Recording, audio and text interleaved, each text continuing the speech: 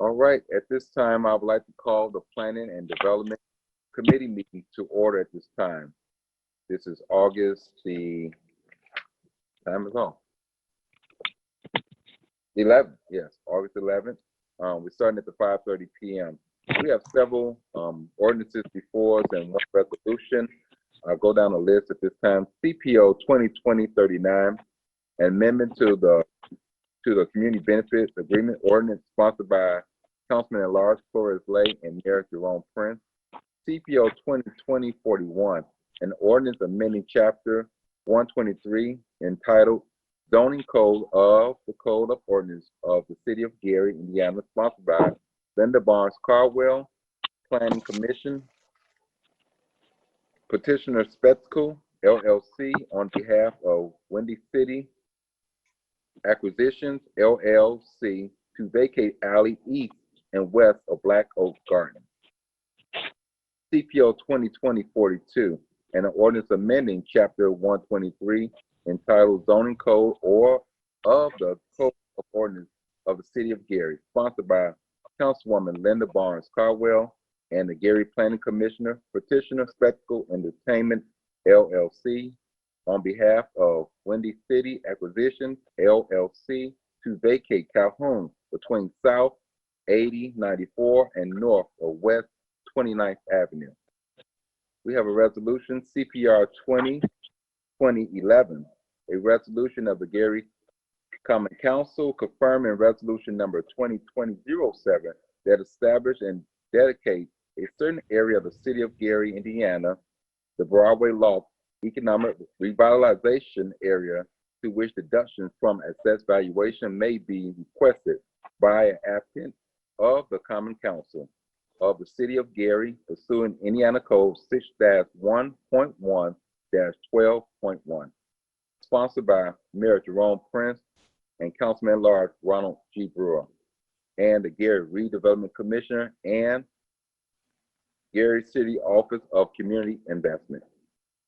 At this time, we have several members of the council that's here with us.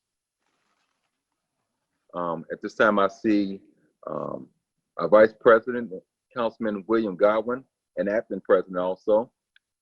Cozy Witherspoon of the 1st District. Cozy Witherspoon of the 2nd District is also with us. Linda Barnes Caldwell of the 5th District is with us. Councilman Dwight Williams of the 6th District is with us. I see our attorney, Renzo Williams, is with us. Flores Lay, Councilman at Large. Councilwoman Ty Atkins of the 4th District is with us.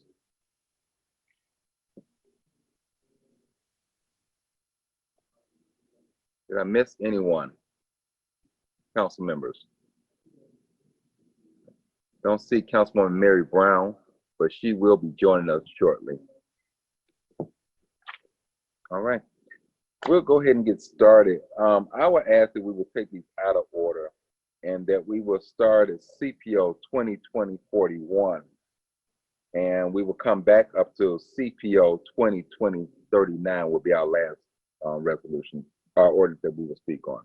We will start at CPO 20-41.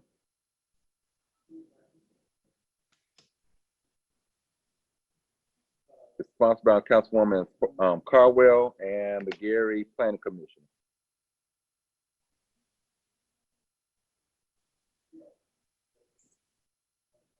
Is anyone on from Spectacle also? Yes, hi, I think Attorney Karen Price, and we have Hi. Ron Ziegler, who's also on Rich Ziegler, who's also on the line. Okay, how you all doing this evening? We're great, thank you. Okay, well, we'll give them the overview for us this evening. yes, I'll do that. This is City Attorney Rodney Pohl. Okay, With 2020-41 and 2020-42, these were ordinances that were, or these were essentially replats that went to the Planning Commission, and as part of that replat, there was a petition for the vacating of an alley and the street, as listed in both of the ordinances. These are the casino adjacent properties.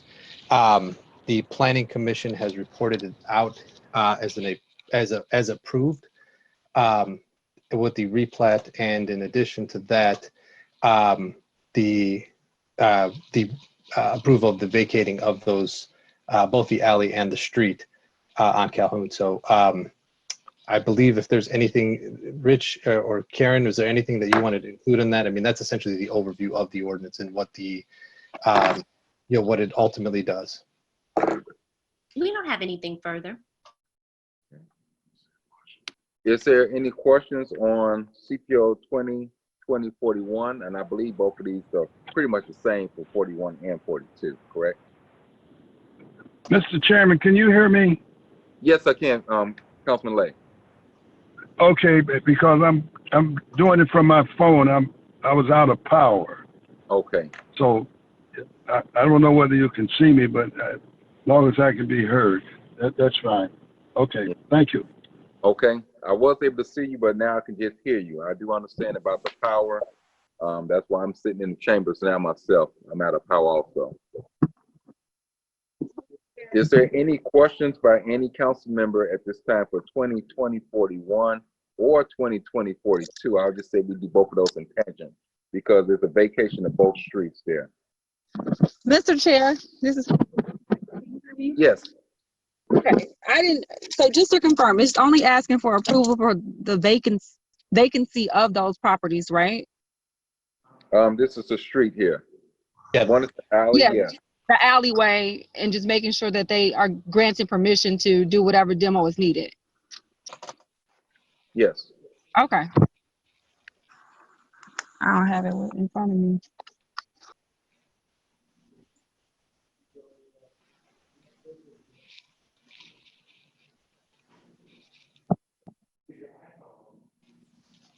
Okay, there's no other questions by any other members?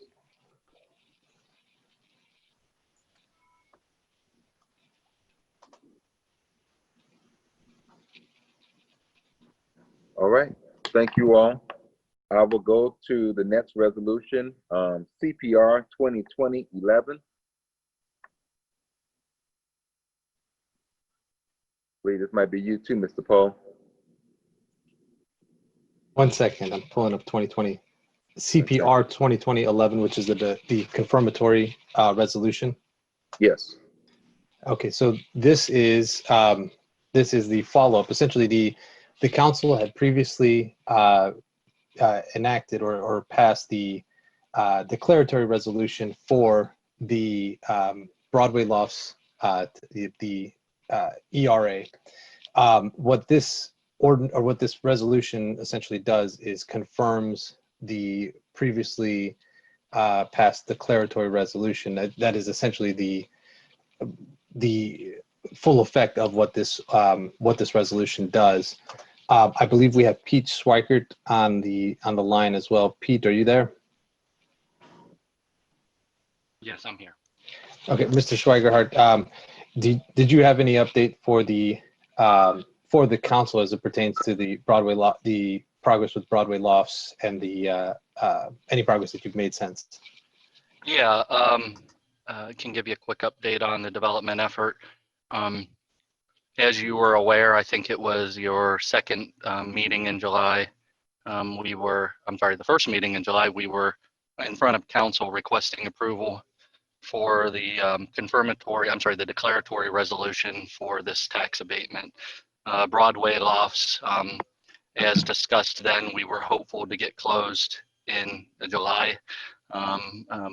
With the confirmatory resolution, we had to do some public hearings and the notices, and so we have gotten those in place now, so that confirmatory resolution can come back to council for potential public hearing and council action on August 18th. Since those meetings, I have been trying to work with Councilwoman Atkins and administration to coordinate the neighborhood meetings that had been discussed in the previous council conversations. We do have that scheduled now. Initially, we were going to do an individual meeting, but I believe there is an Emerson neighborhood larger neighborhood outreach meeting that a few of the council members wanted to do, and so we're going to present as part of that larger neighborhood effort. And we're going to be presenting our efforts not only for this phase 1 development, but also the phase 2 development. With that, we also made some commitments that we understand and acknowledge going into phase 2, the potential of the community benefits agreement in its existing form, and certainly understand and acknowledge that in those future phases, we're going to be addressing that and meeting those commitments as we move forward with phase 2. Phase 1, we still are here in a situation where we're at the finish line on a bunch of commitments and financing sources, and unfortunately, this week we received, I should say last week, we did receive some bad news that $300,000 that was committed to the development unfortunately got pulled last week. So we are fighting an uphill battle and trying to make the gap sources fill and leave the development in a closable transaction. We found some ways to do that, but with that, it only makes this potential tax abatement ever more important. We're still planning the same development, same parameters, all the same commitments of quality, 38 affordable housing units for the workforce, 4,000 square foot of new leased commercial space with active businesses, net zero building design, and community benefits. From the standpoint of the definition itself,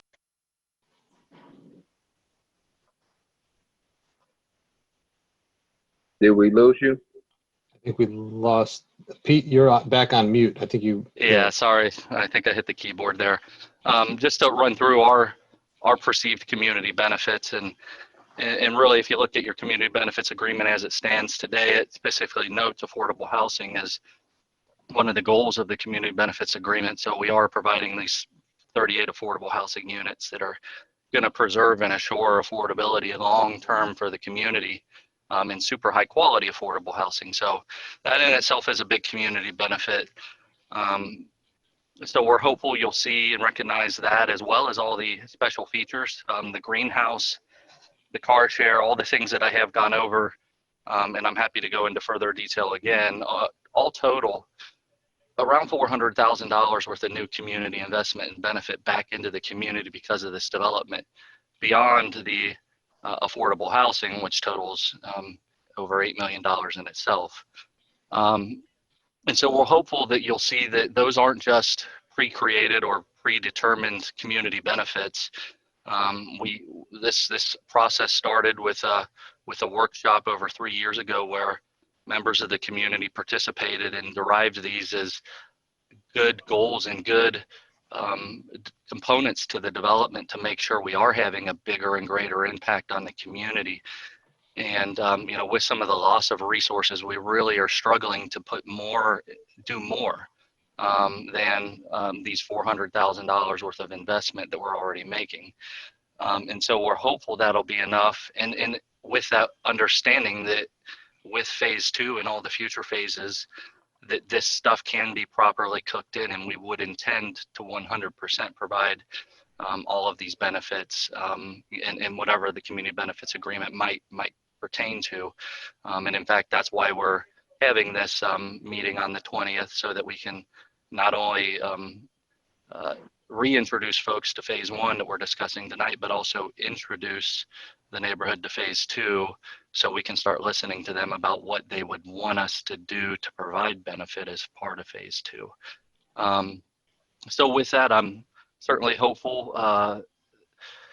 that the community's interest and excitement about this project continues. We can get closed this month, and that's super imperative to us to try to get closed soon. We're facing a few things. Number one, cliff dates and deadlines with the funding. And number two, if we don't get closed in August, we could risk winter conditions with construction, which then further exacerbate the gap source, because we're going to have to put more investment into dealing with construction during winter. I'm certain I haven't answered all your questions, and I'm certainly here to answer anything that I haven't gone over for you, and certainly hopeful that this can go to council with favorable recommendation and get approved at the next meeting so that we can stay on pace for a closing this month still. And if that was the case, you would start to see mobilization and construction out there as early as September. One of would the like- things, oh, I'm sorry, Chair. Go ahead. One of the things, if I could add to in this process, I know Mr. Bowditch, one of our financial consultants that works with us on these tax abatements, is on the line as well. But one of the important parts of this process at this juncture right now is the fact that we had the petitioner has to send out 10 days notice prior to the public hearing of this actual confirmatory resolution. So in trying to schedule that, we had to get it on the August 4th date in order to ensure that it would be it would be before the council for potential passage on the 18th in order to in order for the petitioner to have enough time to give that prior notice of that 10-day notice. So it had to go out by the 18th. That all has been taken care of. So they are set for that. I think that is one of the important things that we had to note as far as where we are in this process and why it's being put before the council at this point.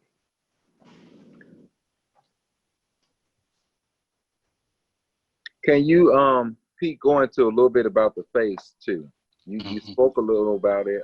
Can you talk to us about what we will be expecting with phase 2? Yeah, phase 2, there is a funding opportunity through the state. The application deadline is September 18th. And similar to phase 1, we can apply for funding to bring new, high quality, affordable housing to the community.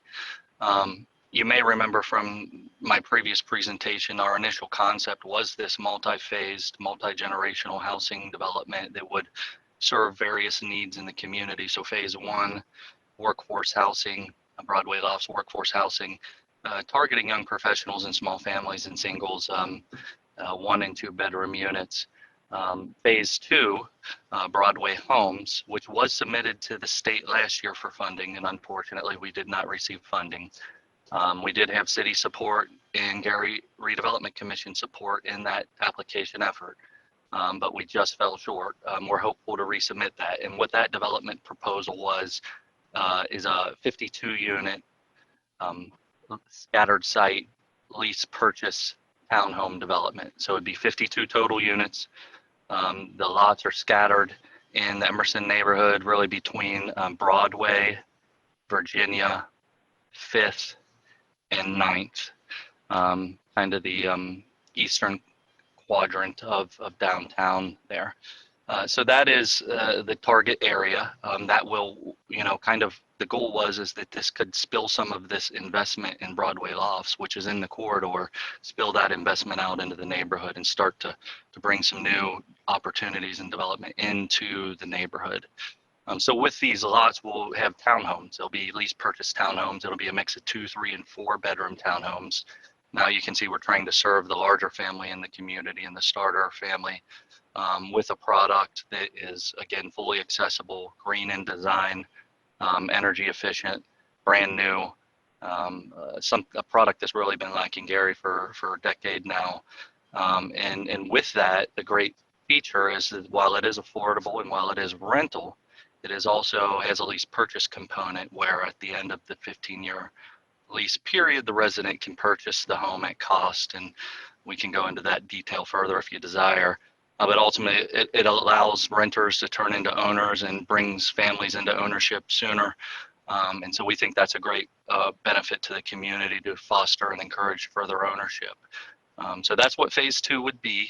We would use the tax credit funding to bring that forward. And our goal at this neighborhood meeting is to really present the multi-generational concept of what Broadway Lofts is, phase 1, what Broadway Townhomes would be, phase 2, and then also what Broadway Senior Lofts could be when we would possibly come back for this 3rd phase of the development to complete the multi-generational concept, which we would hope could come forward as early as an application in next year's funding round through the state. And then I heard you talk about inside of phase one, you talked about the community benefits agreement about putting the facility up, and that was a big part of the agreement. But what about far as the demolition? I mean, the site prep work that has to be done. What about some of the building opportunities? Have you all configured any of the contractors locally that can work on any of those projects? I may understand that you may not be able to fulfill everything of the community benefits agreement, but what things can you fulfill inside that agreement? Yeah, yeah. Well, there is good local participation as it's bid. That'll include Gary participation, City of Gary subcontractors, that is, as well as MBE, WBE participation locally, as well as a substantial portion of the workforce that's not Gary-based, being Lake County and Northwest Indiana-based contractors. So there is still strong participation. We still are committing to the local hiring component of Section 3, and that additional new hires, our team will be working to fill those new jobs with local hires, and we have made contact with a few of those groups that are going to help make sure that those new jobs that are created, that local labor will have opportunity and access to that. So we are trying to make those efforts in addition to, say, the community benefits that we're making. With that, though, also understanding that these weren't components that were ever even brought up or contemplated in phase one. We are 100% committed to those in phase two. We have already identified our phase two contractor. It's going to be Powers and Sons. It was a local Gary-based general contractor. They've already reviewed the CBA as it stands, and I know that there's possibility or a potential amendment to that. But the basic structure, whether that be living wage rates, whether it be MBE participation percentages or Gary City sub participation, they've informed me that they're highly confident that they can perform and achieve all of those going in, and so we're hopeful that will also be taken into consideration as some of the things that might be lacking from the existing community benefits agreement that we're trying to achieve still. Understanding that these weren't even things that we could have been aware of or known of just because the agreement didn't exist. And so hopeful maybe some concession can be made so that we can get this one across the finish line. And that said, we've even made some commitments or expressed some willingness that we could possibly do some additional community benefit as part of phase two, because we could contemplate and prepare for that going in, if that's helpful as well. And have Mr. you Chair, identified your general contractor for phase one? Have you identified? Yeah, they were actually identified as part of the initial RFQ process to the state. As mentioned 3 years ago, when we applied to the state to secure this funding, we needed to identify our partners, and that included the ownership partners. That's us, as well as Community Action, Northwest Indiana Community Action Agency. And then we were identified as the development team, and then we also had to identify our property manager, which is MBA's property management. We also identified our general contractor at that point, and that was BWI, who was an MBE contractor who was involved with moving forward phase 1.0. So they have a lot of familiarity with the special features of this development, and that's why at that point in time we had identified them as part of the development team. So they, in partnership with city departments, put this out to bid in the fall, again, before the community development agreement existed. And we're basically ready to sign the contract and let all of the work, which again does include Gary-based contractors and union-based contractors, but ultimately we can't do so till we finalize these sources and get ourselves ready to close. Okay, thank you. I believe I heard Councilwoman Caldwell. well, that was active. Atkins. I'm sorry, Councilwoman Atkins. I had two questions. So I'm losing you, Councilwoman. can you hear me? I'm in I the can car. hear you now. Yes. I'm sorry. So I had two questions, Pete, related to phase two. Mhm. So the first question is, you said that Powers and Sons were identified as the prime. Was there an RFP process that was, or a bidding process that was implemented for the primes to be Oh, awarded? Okay. no. In tax credit development, a developer simply identifies the contractor they want to use. There's no RFP process required as part of a tax credit application. The reason we've moved to Powers and Sons is number one, so our teams really determined they do have the best connection to the local subs and familiarity with Gary processes. And so that was really our key reason for anticipating the transition from Okay. phase one to phase two. Okay. And my second question, you're saying that it will be tax incremental, I think is the phrase that you use. So I'm assuming if we're saying like there will be adherence to the CBA during phase two, then that means that there will be a proposal for the council to accept a tax abatement for phase two. So at this part, do you all have the dollar We, we, value in terms we're of- losing you, Councilwoman. You can't hear me? Yes, now much better. Well, I'm sorry, y'all. It's AT&T. I ain't got no internet right now. So the question is, there's going to be tax incentive funding. I'm assuming I could be here to the We're losing you again. That's my question to you. Hold on.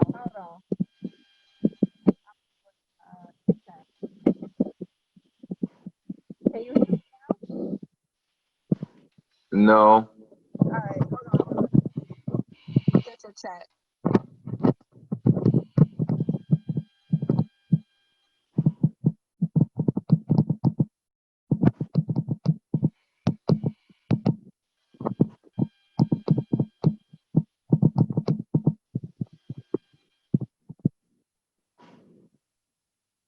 What is the dollar value of the tax abatement? I believe that was the question there. Okay. Yeah. She's a faster texter than I am. As for phase two, what is the dollar value of phase two? Yeah, I'll try and summarize just to kind of put them in respect to each other. So from a total development cost, phase one is anticipated, I think everybody's aware of, about an $11.5 million development, and that's for 38 units. And so that is going to equate to over, $300,000 a unit. And you can imagine the development cost there, it seems pretty high, but passive house design, all these features really amp up the cost in that type of development format. These will be the highest quality units really in the state even, let alone Northwest Indiana. With that, we're requesting a 75% tax abatement, which is roughly, depending on the tax calculation, going to generate around $400,000 to $600,000 worth of tax savings. This is phase one, and I know her question was related to phase two, but it's to try and put it in proportion or relativity. In phase two, the development of about 52 units is going to probably be more near $12.5 to $13.5 million, maybe even a little more, the more units. But while they're even bigger units, they'll likely be less expensive than phase one because while we are doing some very high energy efficient things, we're going to be doing enterprise green building standard. It's not nearly the same as passive house and solar. So ultimately it will be a little more investment, 11, probably more like 12 to 13 possibly. With that said, another component of scoring and getting the award from the state is local incentives and local matching dollars. So we do have a proposal in front of administration that would include some commitments of some home dollars possibly, as well as a potential tax abatement. Now with phase two, we're only requesting a 50% abatement. So there is a little bit less of an incentive anticipated for phase two. We were hopeful, and the 75% came out of the previous administration's kind of desire to help show the state their initiative in wanting to secure that award.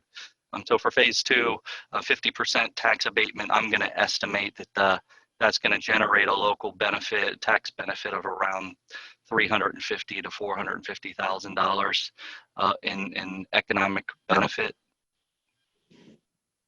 Okay. And that also means, in theory, we're generating $350,000 to $450,000 worth of new tax increment as well at a 50% rate. Now, go ahead. I'm sorry. No, I guess the next question was asking, when will we be able to see this funding source for phase 2? Well, we would apply, just like we did last year, to the state. The application goes in September 18th. Last year, the city provided a commitment letter, a support letter to the development.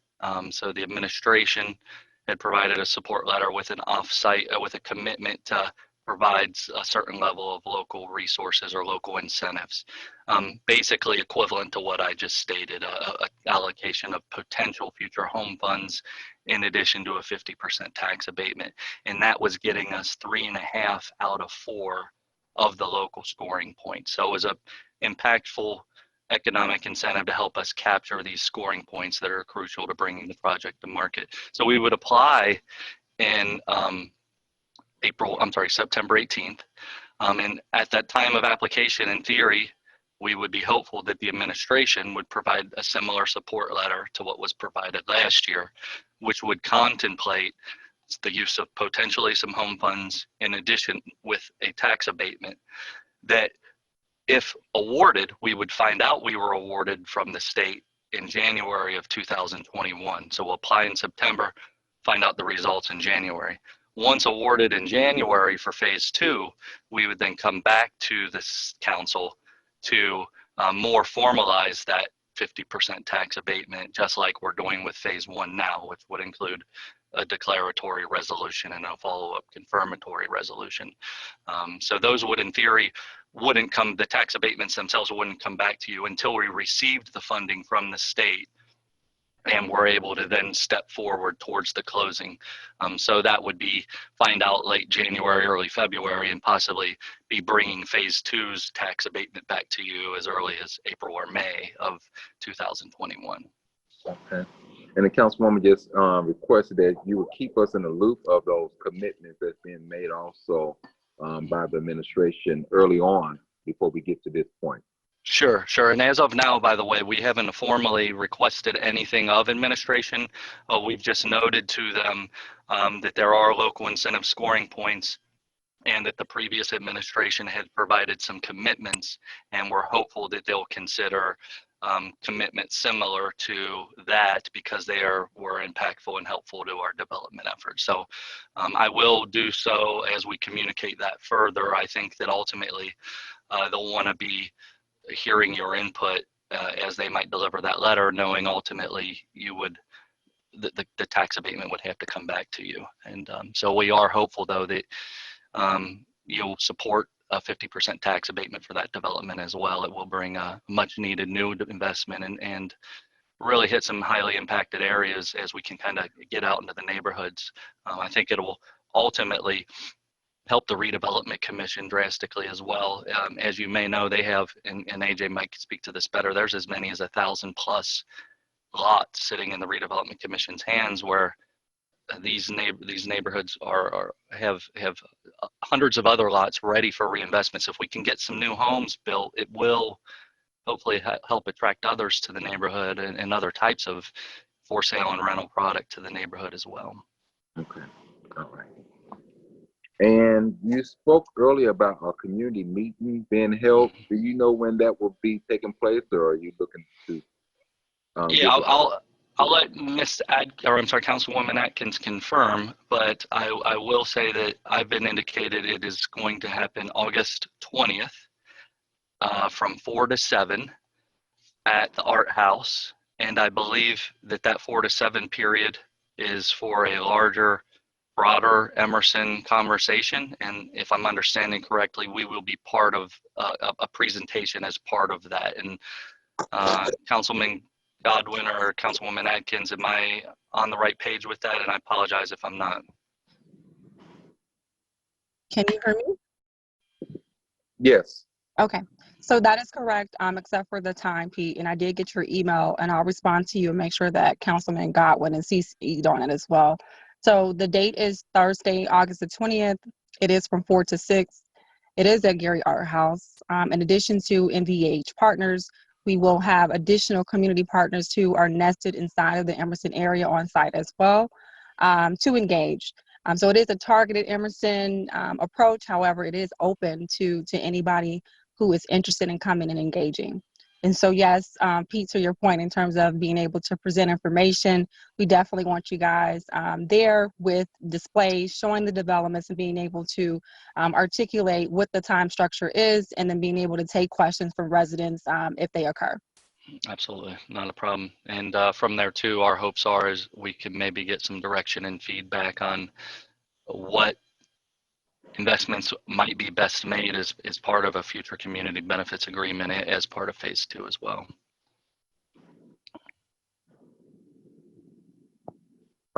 Is there any other question, council members? Okay. Oh, one last thing. I know we did talk at the last time, we talked about some funding going towards the EDC, and we was doing the first part of it. They said it wasn't appropriate to deal with it at that time. They said we would deal with it on the confirmatory side. I believe Mr. Pohl had led us to this point here, where we need to deal with that during this time here. That's correct. And that would be, I believe you're referencing the imposed fee. If there was going to be an imposed fee, obviously that per the Indiana statute, that is a option that the council has to impose up to a 15% fee. And I believe it was Councilman Godwin that had pointed out that they had sought that amount be imposed, and that or that a amount, I should say, be imposed, and that it would be that those funds would be directed to the EDC. That is something that is, obviously the option of the council. But yeah, I mean, I don't think there's been more discussion about that since. So how does that work? I have never seen it done. Well, maybe I have, but it was just already done already. But at this point here, the council is actually engaging the fee at this time. It's my understanding. I don't know if it's been done for a while. If the imposed fee has been done, I think that there's, and I can't speak for sure. I can't confirm this for sure, but and to tell you the truth, I hadn't been involved with very many of the previous tax abatements that had occurred in the years prior. But to tell you the truth, I'm not sure whether or not that has been imposed for any of the developments or any of the recent developments. So, yeah, the only one that stands out right now is TMB2. Stands out to me, and Superior Trust also, since I've been on. Councilman Godwin? Yeah, so I would ask, what would that be mathematically? 15% of what?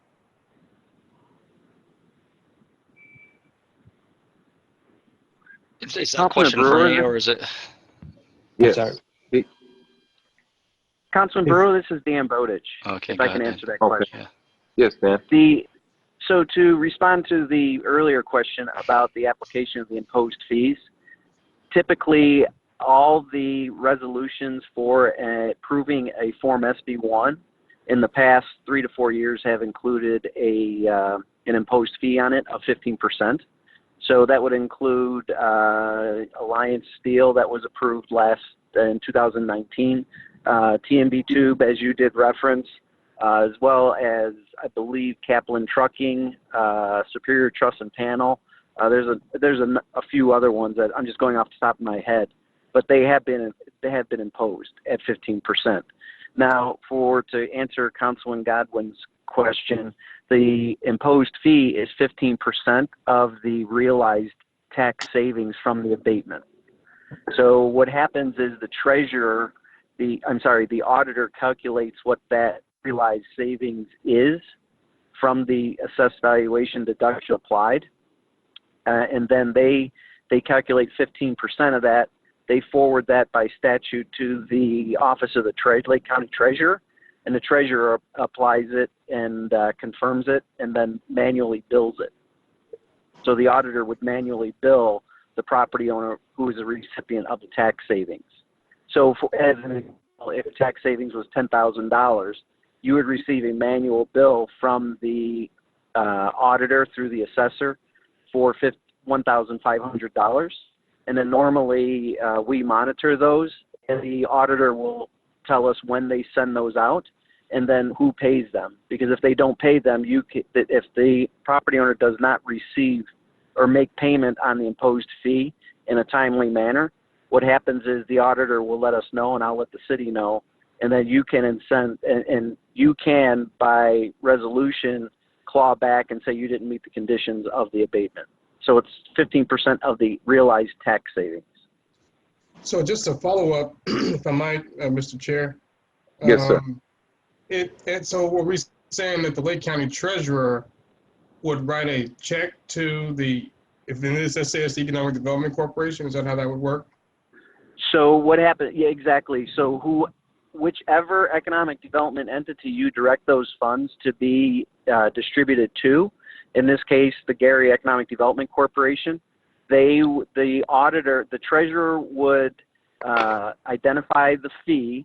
The auditor manually bills it, and then the treasurer would receipt the dollars, and then the auditor distributes it, because the auditor always distributes tax increment or tax levies for distribution twice a year. But in this case, when they receive the payment, the auditor then distributes the funds to the identified and designated entity in the resolution. Makes sense. So it's important that the resolution has the proper contact information, address, phone number, et cetera. Yes, normally what would happen in that case is the auditor would contact the city, or in this case, because I'm working with the auditor to make sure it's filed, when I meet with them, because I meet with them after to make sure they have every resolution in the approval process, they understand what key number it's applied to, so that in this instance, I would make sure they have the contact information, the address, contact information, phone number, executive director, as well as email addresses, so that that imposed fee is directed to the correct person. And in addition to that, Councilman Godwin, it's the auditor, Office of the Auditor also copies the city controller, and so that the city controller knows that the imposed fee was assessed and paid, as well as distributed. Thank you. And just real quickly, do we know how much, what's your estimate of what the assessed value post development? I know it's probably very low right now, but what are you, I mean, for your own purposes, I know there was a chart we saw earlier in terms of right, the assessed value. I did supply, and I have to apologize, I'm on vacation and in a car driving, so I don't have that in front of me, but I did submit to the city and the council a one-sheet summary that showed the impacts as well as the estimated assessed valuation of the project. Now, I believe, and correct me if I'm wrong, the project is estimated to be about a $12.5 million project, and we've estimated the assessment to be about $6 to $7 million. Gotcha. So 15% of whatever that savings is. I think the first year it's almost 100%, right? Or it is 100%. Then it Well, continues. it's 75% across the board. And then goes down Right. as the 10 years progress. Okay. Thank No, you. it's only. It's 10 years, right? It's 10 years, it's 75% each year, though. 75%. Okay. Right. Gotcha. So It you doesn't take reduce over 75. the. It doesn't reduce, yeah. Right. And it's all in that one-page summary, so you know, Councilman Godwin. Perfect. It shows Okay. the percentages and the abatements total. Yes. Sounds good. And Thank if you need that, I can forward that to you. Sure, but drive safely. I'm not driving. My wife is driving. Oh, okay. Thank you for that. Go ahead and I forward it appreciate that. then. No, Thank no, you. no. It is illegal to have a phone in your hand in Indiana and in Illinois, so she's That's right. driving. So is that document also included in this packet here? Because I don't have all my information with technology being down on my end. I believe it is. If not, it should be, and I will forward it to you to make sure. I will get it to Attorney Pohl, and he can forward that to you. Okay. Thank you. Is there any other Oh, you questions? are welcome. Members. Good evening, Councilwoman Brown. Councilwoman Brown has joined us for the record. Okay, if there's nothing else, we will be done with CPR 2020-11. Thank everyone. We'll go to our last one for tonight. That is CPO 2020-39, the amendment of the Community Benefit Agreement, sponsored by Councilman Lard Flores Blay and Mayor Jerome Prince.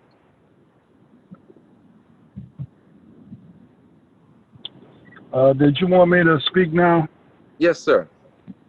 Okay, let me clear up some. Apparently the council seems to be in the dark as to what I'm talking about, as well as this committee. First of all, one of the committee members, and I'm getting it from the paper, and it's sort of where I'm trying to memorize something. They say I've taken control of the situation. Let me attempt to be clear to the council. The section 2 is what I have an interest in. And what I want to do, and another gentleman, I guess he's a Pastor Mosley, say I'm taking something away from the people. Well, of all the people engaged, I've been elected 6 times, lost 3 or 4 very close races, and have never had a person with a patronage base to support me. I'm very proud of that. So when I say give it to the people, I'm talking about citizens of Gary that would want to serve on the committee, just like any other committee they would apply. I've been told several times about this long relationship with Miss McCready. We don't have one. I might have been introduced to her by Cherry and Judy Cherry somewhere around 1995. I don't even know what school she went to, whether she's from Gary, whether she graduated from a high school in Gary. I know relatively nothing but documents that I have read where she is the CEO and agent. Certainly I disagree with that. Under no circumstances would I put over this committee. So what I've been trying to do is to shift in section 2. I'm not changing anything else in the CBA. I have never, in spite of what you may think, Mr. Brewer, I've never sent you a piece of paper at all.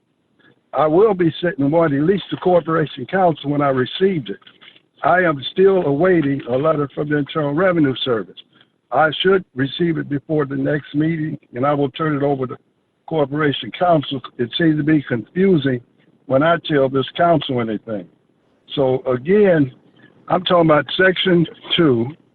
I'm merely saying the council does not have any control. Now, for some reason, maybe it's something else I'm misunderstanding. The people, and I think President Godwin sounded like he said we were going to appoint these people without resumes, without interviews. In fact, MCC asked me, and I'm sure you're aware, Mr. Brewer, Mr. Godwin, and of course, President Brown is not here. They asked me for my resume, and I turned it in to them. Now, I've been up since 4 o'clock this morning because of a light outage, so I may not be speaking clearly plain. I just simply believe that anyone that wants to apply should turn in a resume and be interviewed by boards and commissions. I also believe that there's a difference between a PAGE program and the mayor of the executive of this city being given 3 appointments. That's not a fight I will die on. I just think it makes more sense to try to have cooperation. I guess Dr. McLeod, who I have talked to her once she became a member of the Urban League, I'm not trying to control anything. I'm not looking for power. I'm already elected.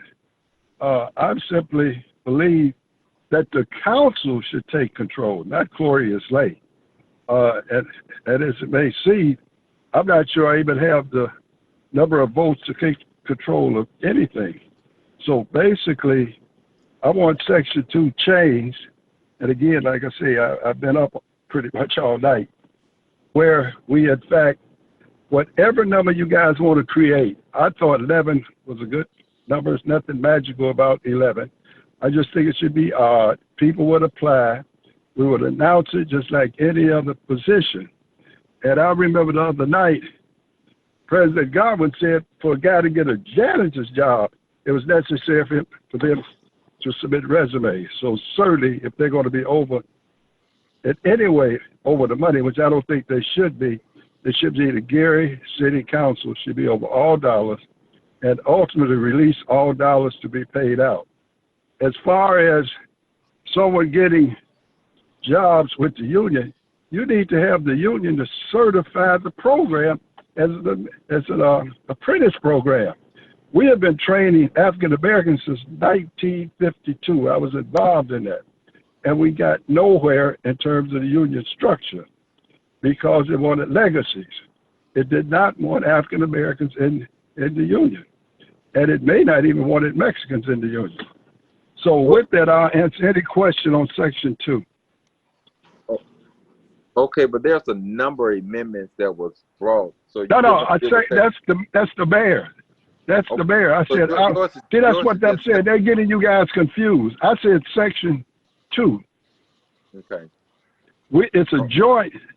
It's a joint request to amend. Attorney Poe will address any other questions. I'm talking about Section 2. Okay. I'm the one that is being attacked in the newspaper. You're the one who said you was going to have a meeting, and I just want to tell you, there is no private meeting in government. All meetings must be public meetings. All the meetings. No, when you initially started, I told you I wouldn't attend the Monday meeting because that working session is in fact a committee meeting. That's what it is. I knew that. But I just decided I was going to let you. Yeah. Yeah, okay. It must be. Yeah. I think initially it sounded like people thought it could be private. No, it was never going to be private. It was always going to be public. Well, you were advised that you couldn't do it that way now. Come on. No, I was never going to have a private. But let's deal with Section 2 at this time. Yeah. So, Mr. Councilman Lay is talking about Section 2, talking about the number of committee members. I believe he has a number at 11. And he also would like for those members to be interviewed and go before the planning commission. I mean, boards and commission. No, board and commission, not the planning. Board and commission. I just corrected myself. Boards and commission, yes. If I could, Mr. Chair, really quickly, I want to point out, and I don't want to speak for Councilman Lay, but I know that he did discuss a potentially amending the amendment to include that the members would be City of Gary residents as well. Councilman Lay, was that still your intention? Yes. We've been talking off and on. Yes, in other words, we shouldn't go to California to get someone to handle to do stuff here at Gary. We got probably 1,000 people could do this. We just got to give them the opportunity to do so. Yes, they should be a Gary resident. So, Ms. McCready, I will ask if you would chime into here. At this time, how many members do you have, for the record, currently on the CBA, and how many members are residents of the City of Gary? You're muted, Ms. McCready. You're muted.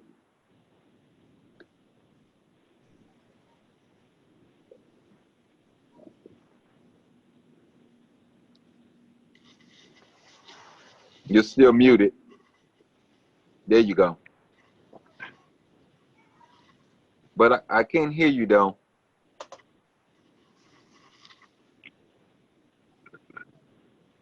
Mr. Chairman, maybe I can help. They all can apply, all 16. She got 16 members here. They can all apply. With their resumes. I'm not trying to restrict any of them from applying. Carolyn, there's a microphone in the bottom left corner where it says mute. If there's a red, Well, click on it. no, she's not muted. I just can't hear no sound from her now. Well, she's muted now. You just muted yourself. Well, while Carolyn is getting her sound together, can someone tell me how many members, any of the committee member? I can tell you, 16. I've read everything. It's the number of committee members. They're not in the corporation now. Let's get that straight. These are 16 people that Ms. McCready, as I understand, appointed to be on these list of committee members. All of that was sent to the council. While she's Including working me. on it, let me make something clear. Ms. McCready did not appoint any of us. We are volunteer community activists. We are leaders in the community who came together over years to try and make sure that developments in Gary would provide jobs and income and training for Gary residents. So we are Who's all speaking? Who's speaking, Mr. Chairman? This Ruth is, Needleman. yes, Ms. Needleman is speaking. Who's speaking? Ms. Needleman is speaking. Ruth Needleman is speaking. Oh, okay. Yeah. Dr. Needleman, yes. Okay. Can you, yes. can you I continue, didn't Ms. know. Needleman? Well, all I'm saying is that we are volunteers. We have all been part of doing this. Carolyn has provided some good leadership and organization. She is not acting alone, nor is she acting for us, rather as part of us. Yes. Yes. Yes. And I think your attacks on her are uncalled for. I'm not attacking. I'm not attacking. I'm simply telling you what's on the corporation. You need to read it, Dr. Needleman. The corporation has one person as the CEO agent, has Attorney James Dillon as an interim attorney. You're not there. Nobody else part of this. So if you're saying me contradicting her is attacking, then I am attacking. I'm contradicting you on section 2 also. Fine. So, Ms. Needleman, so there are 16 members. How many of those are residents of the city of Gary? As far as I know, we're all residents of Gary. Okay. And have been for a long time. I don't think all of us were born here, but that would be a strange requirement. Oh, I wasn't born here either, Mr. Chairman. I've been here 77 years, though. Be 80 as of the 1st of September. 78 years as of September. But I wasn't born. I was born in Mount Bayou, Mississippi, an all black town. All of the members of the coalition have been involved in the Gary community for decades. And one thing is the incorporation papers for the 501c4, but that is not the coalition who's been working together this whole time. And sometimes new people join, sometimes some people step back, and certainly neighbor people, wherever the development is, would step forward along with council people from those areas to be part of this committee. The problem we have, I think, is with the city council appointing and thereby, in a sense, controlling the oversight and the community participation. We would like to see people come forward from the community of the council person in that area. And so the actual numbers of people would vary with different projects, but a core of people would help provide coherence and consistency. I hope I did that, Carolyn, okay. Absolutely. So. Mr. Chairman, again, all I'm asking for, all 16 individuals here could submit their resumes and be interviewed. I'm not trying to get anyone out of being on this committee. I think the entire citizens of the city of Gary. I have never had a developer give me $1 in politics, nor have I ever had one that I know of to vote for me. I am only talking about citizens of Gary, period. But I would, if I may, Mr. Chair, if there are 16 members and only 11 slots, and that means at least 5 people who at least purportedly are working with the group would not be able to be members. That's true. Yes. I would certainly prefer that all those who have been working with it, absent some extraordinary issue, be part of this appointment. And as I said earlier during a committee meeting, I'd be willing to support at least Section 2. I have reservations about other parts of the amendment, but at least Section 2, if these individuals were named within that amendment. That's all I wanted to say. Mr. Chairman, that's what I disagree with. I'm glad President Godwin said that. He's talking about appointing people that I have no idea who they are. No idea who they are. I don't even know. The only person I know on here where they got their degree from is Dr. Needleman. She went to Brandeis at Harvard. The rest of them, I don't know if they have degrees. I don't know where they come from. It's only 3 people on this list that have ever been elected in Gary politics. That's Representative Reagan Hatcher, Attorney Rebecca Wyatt, and Senator Melton. So I've been here, and I've been elected more times than all of these people collectively. I absolutely will not appoint people that we know nothing about. Well, let me, Mr. Chair. Yes. Well, I want to be clear. I will say a few things. I'm sure I have taken votes on people whose resume I did not view, but I took the advice of the committee chair of boards and commissions. And sometimes, of course, the folks have never physically appeared before us. But secondly, I would say that the spirit of a community benefits agreement is not so much about degrees and having held elected office.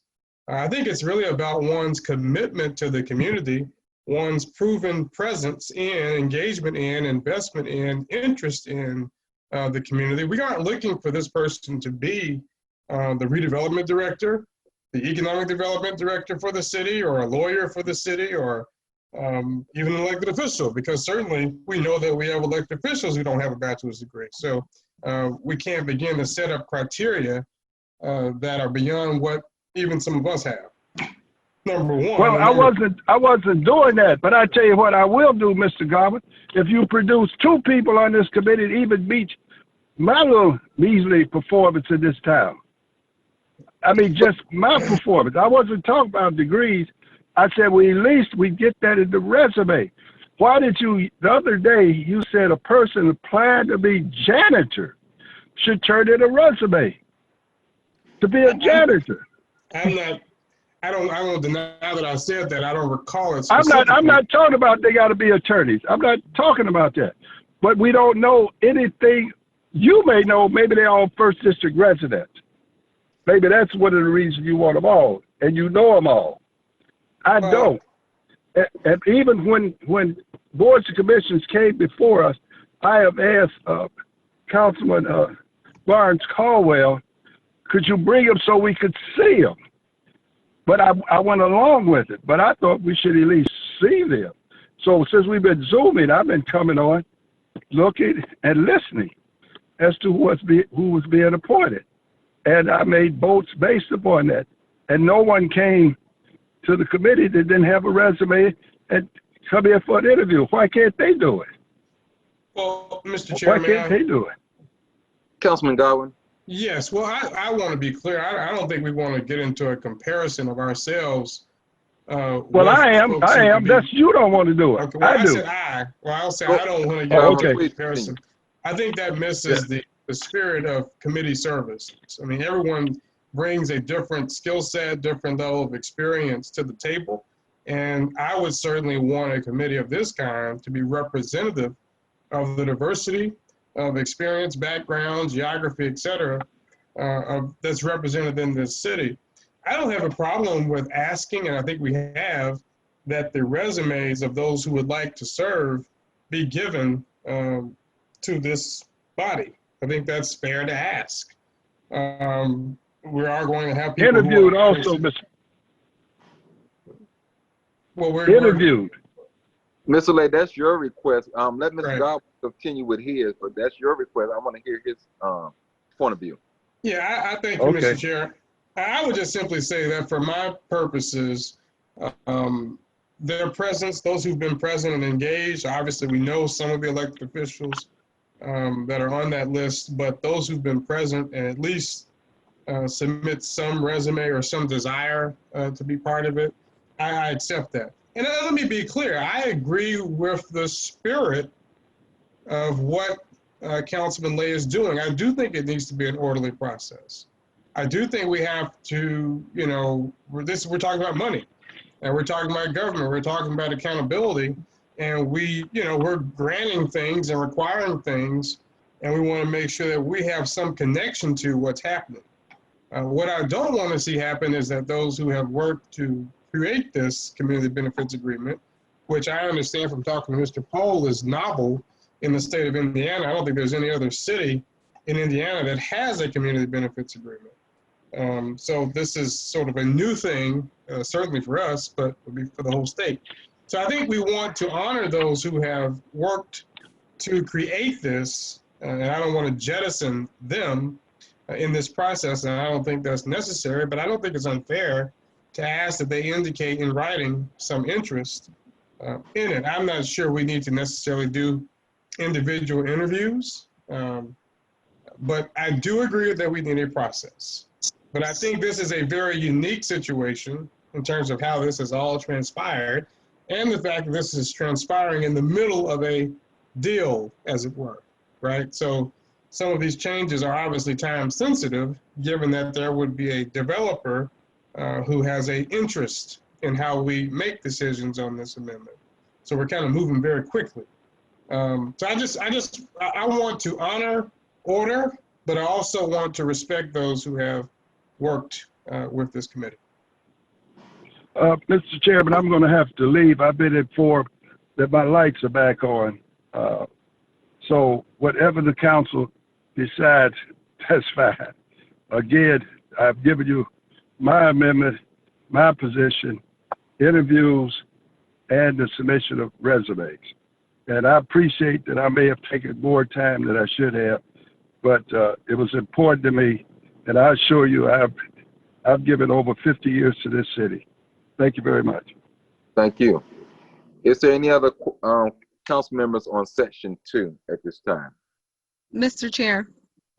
Councilman Atkins. Councilwoman Atkins. Councilwoman, I'm sorry. Yes, you are a woman. Yes, Councilwoman Atkins. I just only think about section 2, to Councilman Godwin's point. He's brought some relevant points in terms of structure, and I agree with that as well. When I first read the ordinance, that was my first thought about structure being implemented. But I also want to ensure that we create requirements so that we are inclusive going forward as well. So this initial group that was here is a great group of, community citizens. They have amazing backgrounds. But I'm concerned about whatever stipulations in terms of the requirements that you are having people have to adhere to, that we make sure that it doesn't knock anyone out because they don't have a certain degree or they don't have a certain background of, whatever, to some of the points that Councilman Lay was speaking of. So I just want to make sure that the language there also, is not so restrictive, so that someone who, might not have that defined educational background, but genuinely wants to commit service to this community can still be a viable candidate when it comes to reviewing opportunities for them to sit in this particular coalition or group. Yeah. Any other council person on section 2?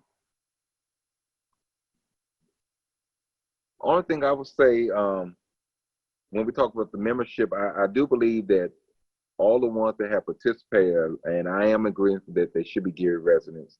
The number now is 16, so there needs to be an odd number. My amendment would be to take the number to 17 to make sure there's an odd number in place.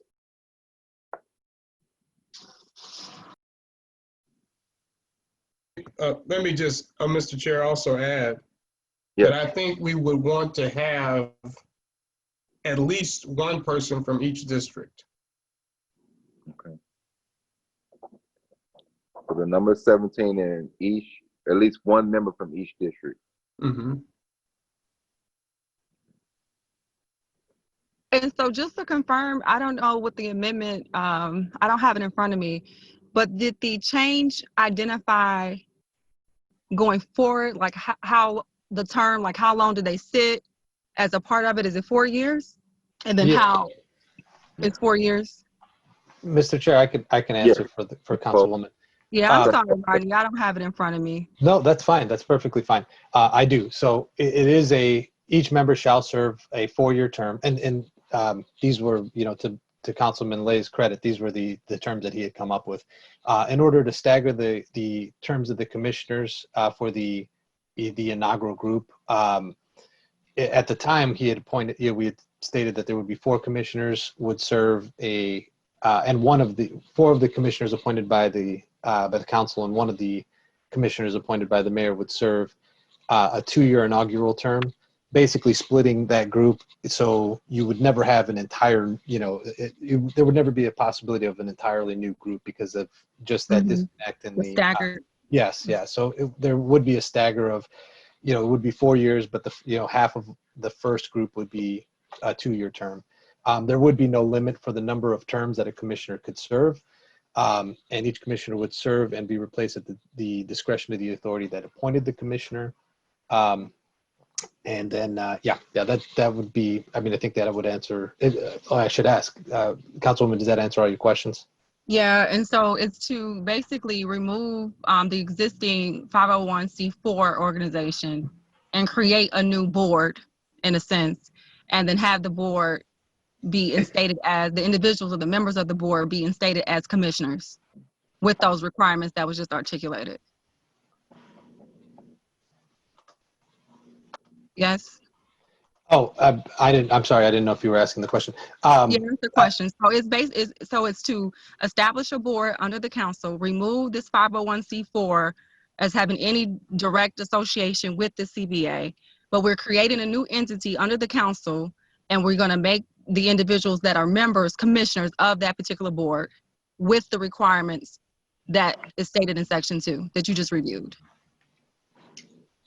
Okay, so that is the directive. Am I to understand that that is the entire council? That is the directive of the council, that's how it's going to be drafted? Because it was my understanding that it was going to create the process where there was ultimately going to be an interview process, but that they were moving it to 17 members so that all of these members could become those, could sit on this commission? Or is it that the CGCBA is just essentially being placed as the inaugural commission?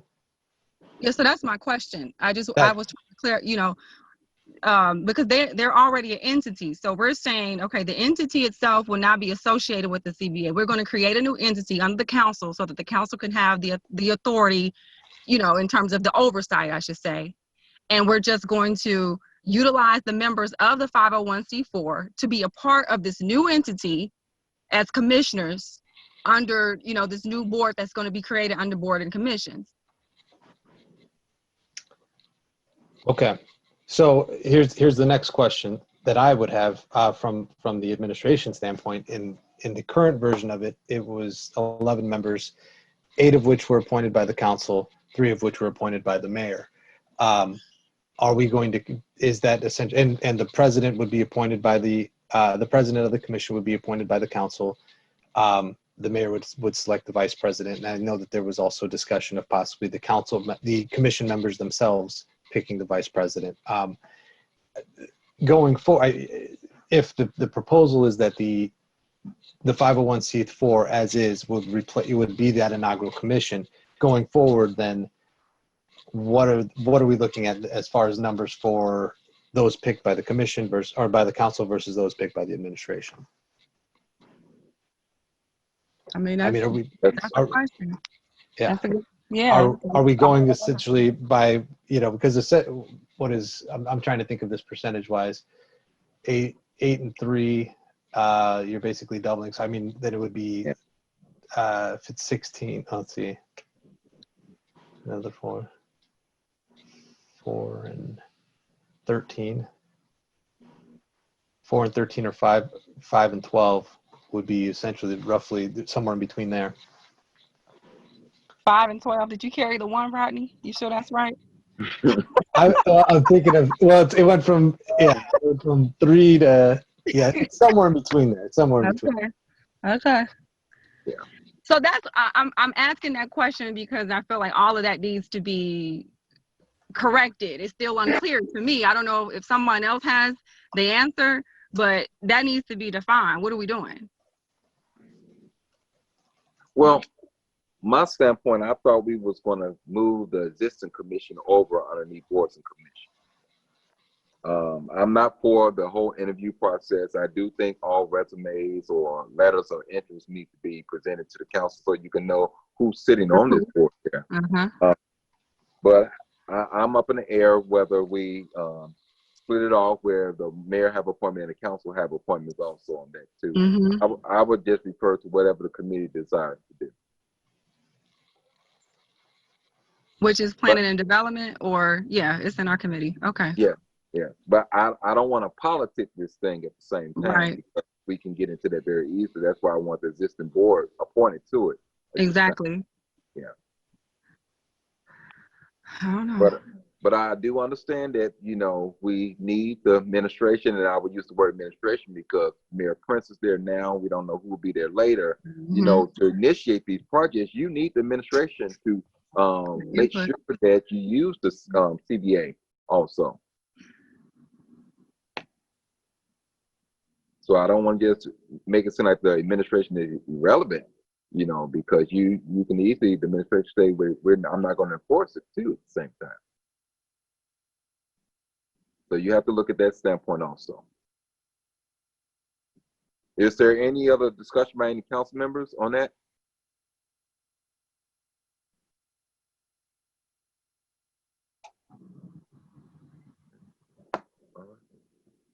Okay. At this time, I will ask that it will be that the entire board be appointed as is. And there is a new seat there, and I will ask that the mayor at this time be the one to make that appointment to the extra person. But going forward, I will ask that it be split off to the 12-5 going forward. Okay. To keep the consistency in what we have now. And I guess my question is, what's our reasoning behind it? I think that this is something closer to the people. And I think we are the closest to the people. And so I mean, these kind of weird breakdowns, and we know how hard it is to find people. And 17 is already a large number. So I don't know. I don't know. I guess we can deal with that when we get there. I know we had talked about making it exclusively council appointed at our last committee meeting. And I don't think that's necessarily a bad thing. Okay. Well, my only thing was I don't want us to get to the point where, you know, the mayor doesn't want to go ahead and use the CBA and he's rescinding the CBA and not enforcing it. Well, that's our job to make sure that it is enforced, and we just repeal the tax abatement. Good point.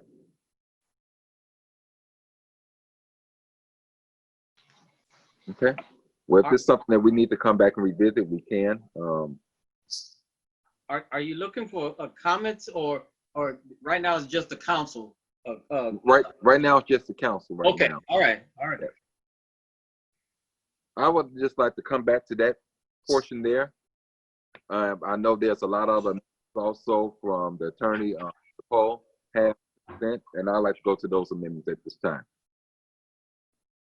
Okay, so we have, you know, in looking at kind of what the purpose was in trying to clarify some of the issues that we had with the original the CBA ordinance, there are a number of things that that were somewhat ambiguous or somewhat overly broad and vague, which leads to, as any probably developer will tell you, or administration that's trying to enforce this, a major headache is as to what the unknown is, and also a lot of bureaucratic red tape that can really bog down any type of progress. As the councils and the public is, I'm sure, aware of, redeveloping and bringing some growth to the city of Gary that has a tax reclamation that is just absolutely dwarfed by the surrounding communities. The CBA definitely impacts how the future of development will happen in the city of Gary. Some things about it are great. Some things about it are, given the overly broad aspects of it, it can be really a deterrent for developers to even approach the city. So, for example, as is the ordinance originally stated that pretty much any benefit that was bestowed upon the city to any developer would essentially result in having to go through the CBA process, all of the meetings, the filings, the mailings, the certified mailings to the census tract, a lot of these things that would make the benefit probably worthless in the end. So, for example, if you have a business that's operating in the city of Gary that is being bestowed a piece of property that the city owns next to it that's relatively worthless, that the city has been having a hard time keeping up with the maintenance of, the property may be worth what the back taxes are on it, or what the back taxes were on it at the time that the city acquired it. By the way that the council or that the ordinance was written, it would essentially make it to where that the bestowing of that property would have to go through the CBA process. So something that may be worth hardly anything has to go through that process, which makes it, you have businesses that may look at, hey, we'd like to add on to what we're, what we are already actually at, operating at. And we'd like this piece of property next to it. Well, if we're going to have to enforce this as is, it makes it to where it's okay. Well, then you have to go through the CBA process because you received that land. Land may be worth $2,000, but here we go. So in looking at some of the other communities that do have CBAs in the nation, obviously, as Councilman Godwin had astutely pointed out, there are none in Indiana. Like, for example, Detroit's, there are a threshold. And so with the amendments to the CBA, we're looking at establishing a threshold for at which point the CBA would take effect. In this instance, the identified benefit threshold would be $1 million. So something that, a project that would either receive a tax abatement or a land transfer or any other abatement as identified, that was in a value in the excess of $1 million would then trigger the CBA ordinance and the requirements therein. So that's one of the main changes. Some of the other changes that are included here are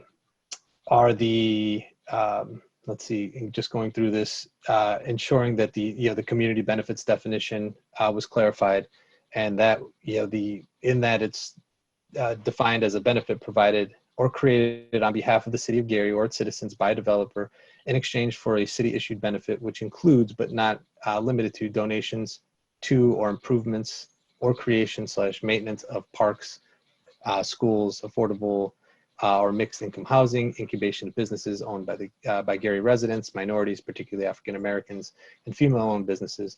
And then there's a clarification that this would not include the pass-through funds. So, for example, home funds or CDBG funds, which those are bestowed from this federal government. Those are not benefits that are coming directly from the city of Gary.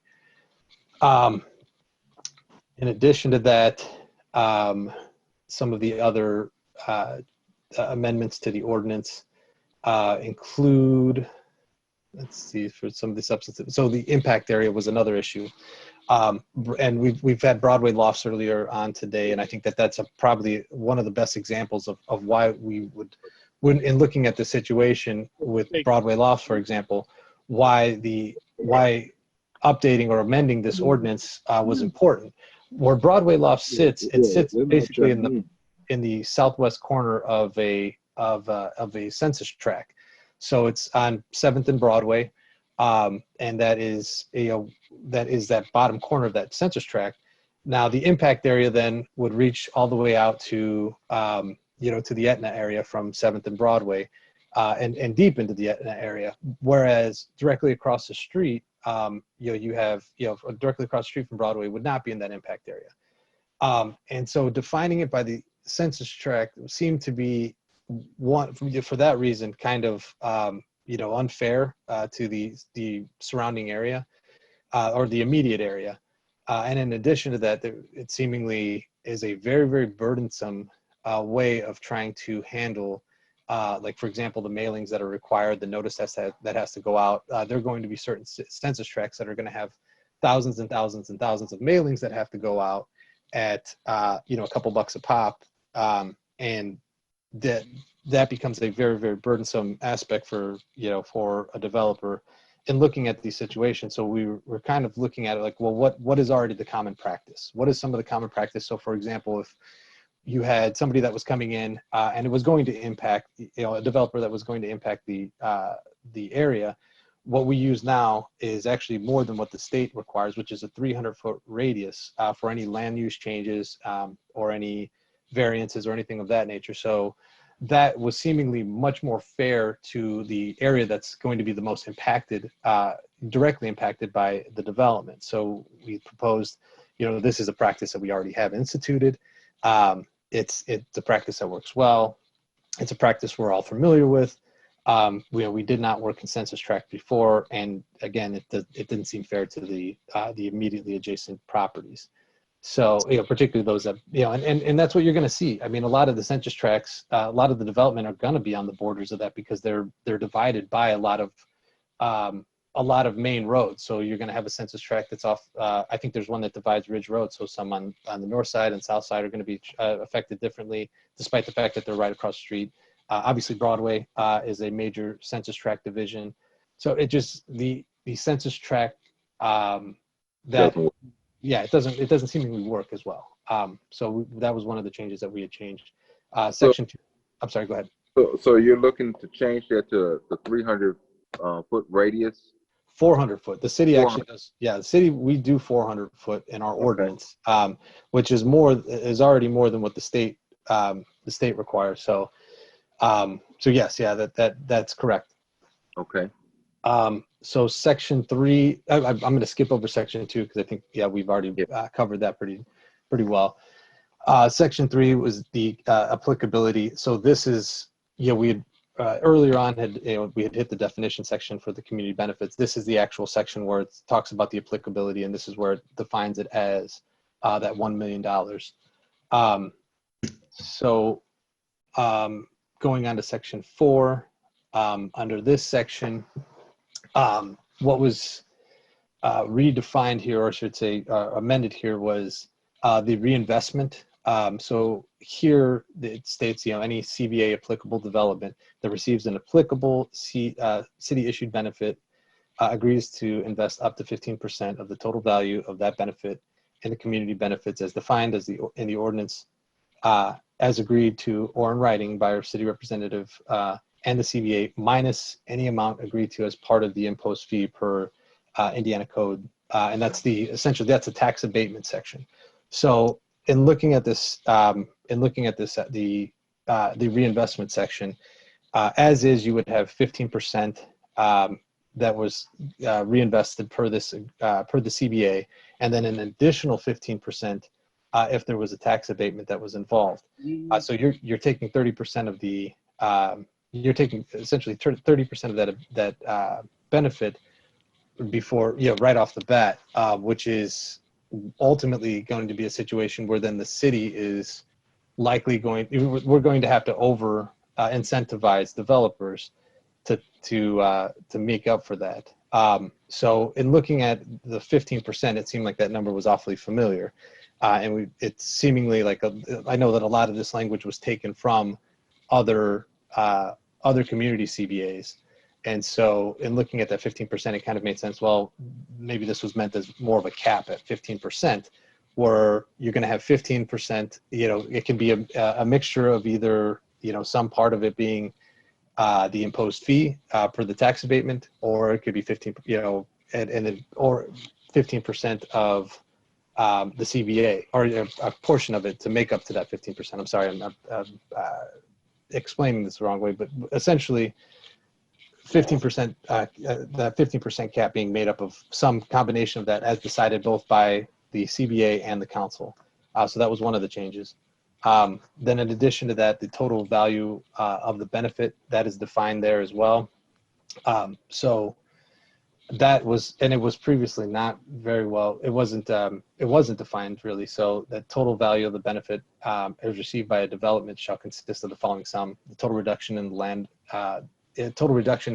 of value, or the value of the land transferred as reported by the redevelopment department, the total tax abatement value over the life of the abatement as reported by the redevelopment department, the total value of grants received by the development on behalf of the city of Gary, and any other benefit received and enjoyed solely by the development from the city of Gary that can be valued by a professional metric on behalf of the CBA. So that last section is kind of a catch-all where, if there is some other unforeseen type of benefit that is being bestowed, that there is some way to value that, then that would be included as well. The deposit and control of reinvestment funds. So this was a section. This section was included to kind of define where those funds go and how they were going to be handled. So in this section, it states that the reinvestment funds described in this ordinance shall be deposited and directed to either the general fund or the Economic Development Corporation Fund, and shall be specifically for the purposes of proposed by the CBA and approved by the council. The administration does have an amendment to this amendment. What we were proposing was that it would read, instead of the general fund or the Economic Development Corporation Fund, it seemed to narrow it a little bit too much. What we were proposing was that it would be directed to a non-reverting fund that shall be used specifically for the purposes proposed by the CBA or CCBA and approved by the Gary Common Council. And the reason for that amendment would be, you're going to have certain projects where there's going to be, there's reinvestment funds that come in, and there may be a specific idea as to how those need to be used. So putting it in in a non-reverting fund where that fund would be either established or maybe an existing fund that is already there, it would ensure, one, that those funds got used for the purpose that the CCBA had decided and the council had approved. But it wouldn't require an amendment to the general fund or the Economic Development Corporation, it wouldn't require an amendment to the ordinance in order to use a different fund other than those designated there. So that would be the proposed amendment to the amendment from the administration. The local hiring section that was amended. The way that it was written, it just didn't seem very.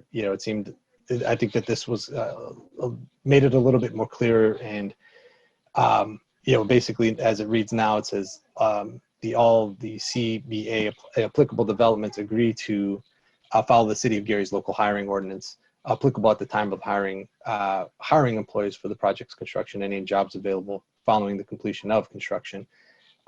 Because as it was written, was kind of a little bit vague and questionably enforceable.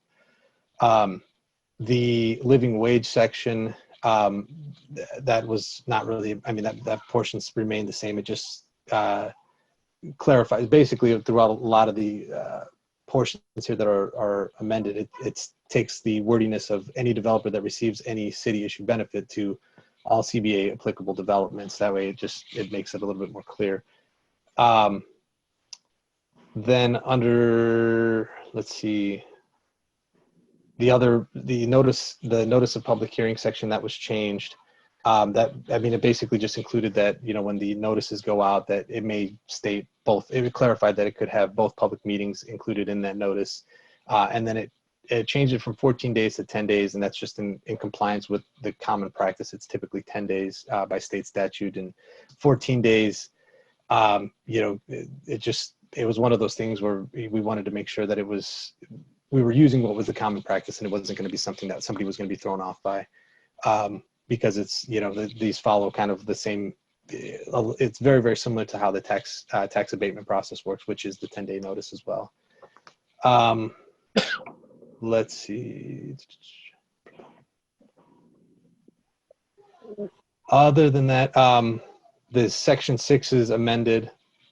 That was amended to include the, or to to kind of clarify what was going to be included in the initial community benefits report as opposed to the subsequent ones.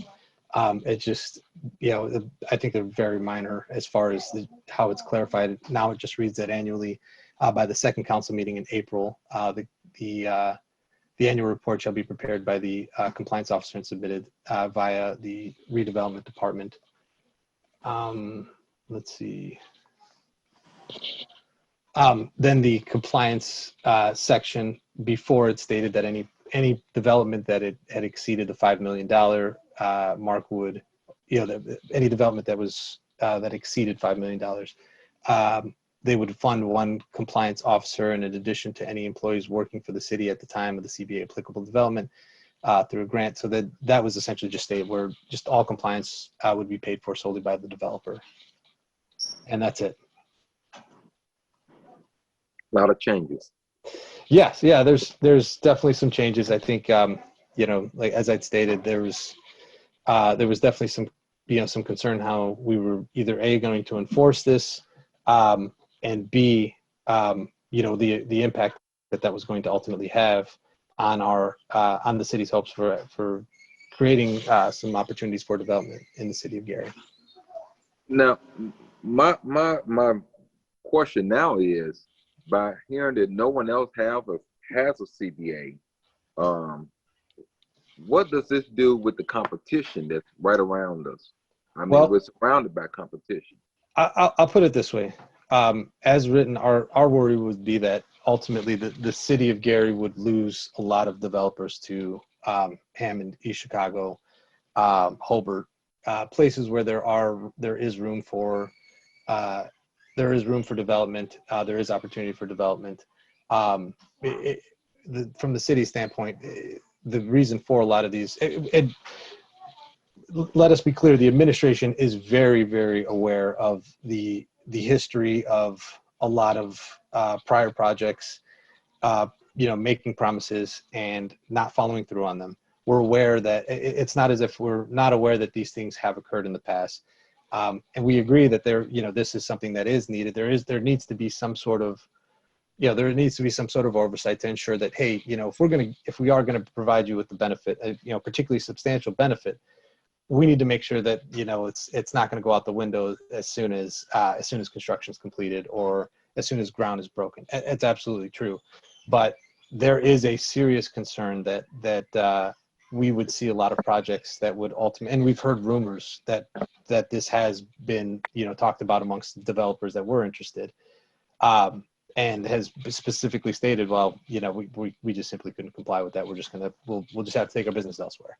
Which, in looking at the situation, for example, the idea of, capping it at a 15%, I mean, if we leave it at 30%, what's 30% of zero? I mean, that's, I think the bottom line is that what we're looking at is that there could be, given the fact that there's nothing like that, it does leave us in a situation where we are putting this out there very, very, very abruptly, and that ultimately, that could lead to a serious loss of opportunity for business in the city of Gary. Mind you, this isn't something, we're enacting, we would be enacting this amendment now. However, there's nothing to state that we couldn't later on go ahead and amend it to include a higher or a lower threshold or a higher reinvestment amount. I think the city's fear at this point now, though, is that 30%, that 30% number is very, very high. The threshold there is none, and that there's going to be businesses that are going to say, yeah, I can't comply with this stuff. So, Mr. Chair, Councilman Goblin. So I guess I have a comment and a question. I certainly, this is part of my world. I understand when people are looking at competitive advantage around real estate development opportunities. But I would question our value proposition vis-a-vis those cities that were named. I mean, we know that the amount of real estate that we have, especially potentially and currently contiguous real estate, and the price and value of that real estate presents an option, an opportunity that's far different than what Hammond, East Chicago, and others have to offer. Because we know their land costs a whole lot more, and we know they don't have as much of it that is as widely available as we do. So I do think it's still, even with these requirements, we still present an awesome value that with some modifications. I do get that the 30% is a lot. There's no doubt about that, and I think we do need to reduce that. But I wouldn't just shy away from having some percentage, because let's not let these developers fool us. They can't in any way do what they're seeking to do here in those other cities at the same cost. Yeah, and if I could respond, Mr. Chair, Yes.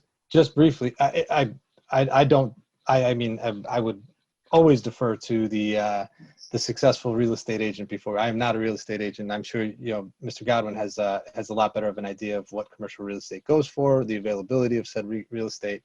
I do, and just to respond to that, the idea that we're moving it to zero. We're not moving it to zero. We're leaving it at 15. It's just ensuring that 15% is an amount that's going to be reflected in tangent with the imposed fee. That we're not going to use both the imposed fee of 15% of any tax abatement, and then in addition to that, another 15%. And which ultimately, that is what the purpose of the imposed fee was to begin with by the state statute. That 15% from the tax abatement that gets reverted back to the city. The intention of that is for community development, community benefit. So what it is ensuring is that, that fee is getting used for that the CBA has, or the CCBA has has a say in that, how that's going to be proposed to the council as to how those funds would be used. So it does ensure that there is going to be there is going to be that reinvestment, and there is going to be that a percentage. But yes, it's at the same time, we do know that while, we have seen certain businesses, we've, even before this, we've seen certain businesses that have left Gary and gone to Hammond. And we know that there have been certain declarations by other communities that they would take businesses from the city of Gary if they could. And that's something that we also have to be cognizant of as the administration. In looking out for our community, we have to also make sure that there is at least the opportunity here, and that we have at least people coming to the table.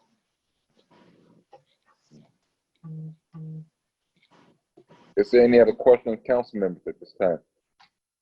I would just, as it pertains to this particular, or I should say, as this amendment would pertain to the test, if you will, the Broadway lofts, is it prohibitive for them? That is to say, is the CBA in its current form cost prohibitive to Broadway lofts? In its current form, I'm certain it would be. I think as Mr. Schweigerhart had just stated, I think they had run into a little bit of financial trouble. They're up against a deadline. But all that aside, they had the idea of the 15% fee imposed, and then in addition to that, another 15%, making it 30%. That they were really not even, again, they're in phase one. None of that 30% was not a part of that calculation. I'm sure that if the full effect of the CBA as applied now, it would be pretty detrimental to them, without question, I'm sure. I don't know if Pete's still on. I know that on the imposed fee, which is statutorily possible, right? It's up to 15%. Is that also the case for the CBGA? Refresh my memory. Is it up to or 15%? That's a great question. Under the state statute? No, I'm talking about for the CBGA. Oh, under the CBA. Hold on, let me check. I think it just stated 15%, but let me go back to that. Reinvestment section. Yeah, it's up. It was I'm sorry. Originally it was 15%, and then it we had included in the amendment was up to 15%. And who would decide what up to means? Obviously, the council, given the statute, would be able to decide the imposed fee. Mm-hmm. And I suppose it will be the same for this, right? Yeah, so absolutely. Some flexibility on a case-by-case basis to look at the economics of each transaction and determine what that up to should be as it relates to the interest of the city and the interest of the development going forward. That's correct. So what we have right now is, you know, as it's written, it would be the up to 15%, and then and it's the same thing, I believe, for the state you know, the imposed fee with the state statute as well. So I mean, I would tend to agree. I would state that I think that ensuring that we're not going to, and I guess that becomes kind of the question when you're dealing with developers, whether or not they're willing to, you know, really start to engage that if they know that ultimately 30%, they could get hit with 30% as soon as they, you know, at some point, you know, it could get all the way through this process, you know, because that's the other part of it is the approval process doesn't happen by the council until the very end. So they could go through all of this. They can go through 8 months or, you know, however long it would take to go through that phase 1 process, have all the council meet or have all the public meetings, end up at the council say, hey, you know, we're going to impose the full 30 here. That may be a risk that they may say, hey, I don't want to take that. I mean, if I know that I'm in for, you know, 15%, and that's going to be, you know, that's going to essentially what I was already accounted for because I was getting this abatement, you know, and now it's that, however that's divided, it's basically taking that and saying, okay, this is how this is ultimately going to be devised from here on out, as it's decided by the CBA and the council. That may be a little bit more of a outcome determinative variable that the developer has to, or, you know, would rather work with. I'm not, yeah, I'm assuming that's why, so. Is it possible to have some kind of pre-clearance type of resolution? So for example, when a developer comes, when you're working with them in redevelopment or whatever the avenue is, that once at the beginning stages of the deal, that they would basically, you look at the economics, come to the council and seek a resolution on what those fees would be, sort of on the early stages, so that they would have some sense of, okay, we would look at how large is this deal? Are we talking $100 million or are we talking $1 million? Because obviously the larger the assessed valuation savings, the implications of the percentage mean different things, right? So could we do some kind of pre-clearance resolution process whereby they would, in the early stages, get that, and we would sort of, in good faith, not I guess by ordinance, but in good faith, we would hold to that absent some significant changes in what's being proposed or what's ultimately proposed to the council. I mean, it's possible. Again, we're in uncharted territory here. Right. Like as we've stated, I mean, there is no other CBA in the state.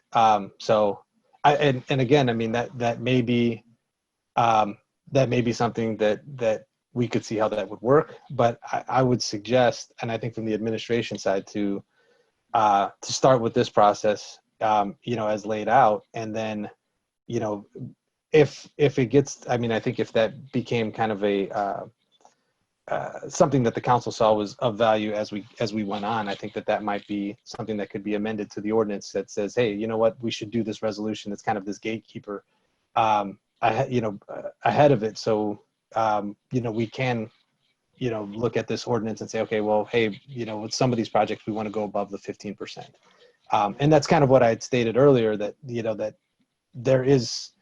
this isn't as, you know, we all know that these ordinances can be amended. So in the event that, you know, there are developers that begin to really start to take interest in the city, that start to bring bigger projects that do have that flexibility, or that don't have that, you know, that profit, you know, that very slim profit margin. Like, for example, Broadway Lofts, I'm assuming, does have a slim profit margin, as opposed to, you know, some of the larger projects that we could end up seeing come to the city, Gary.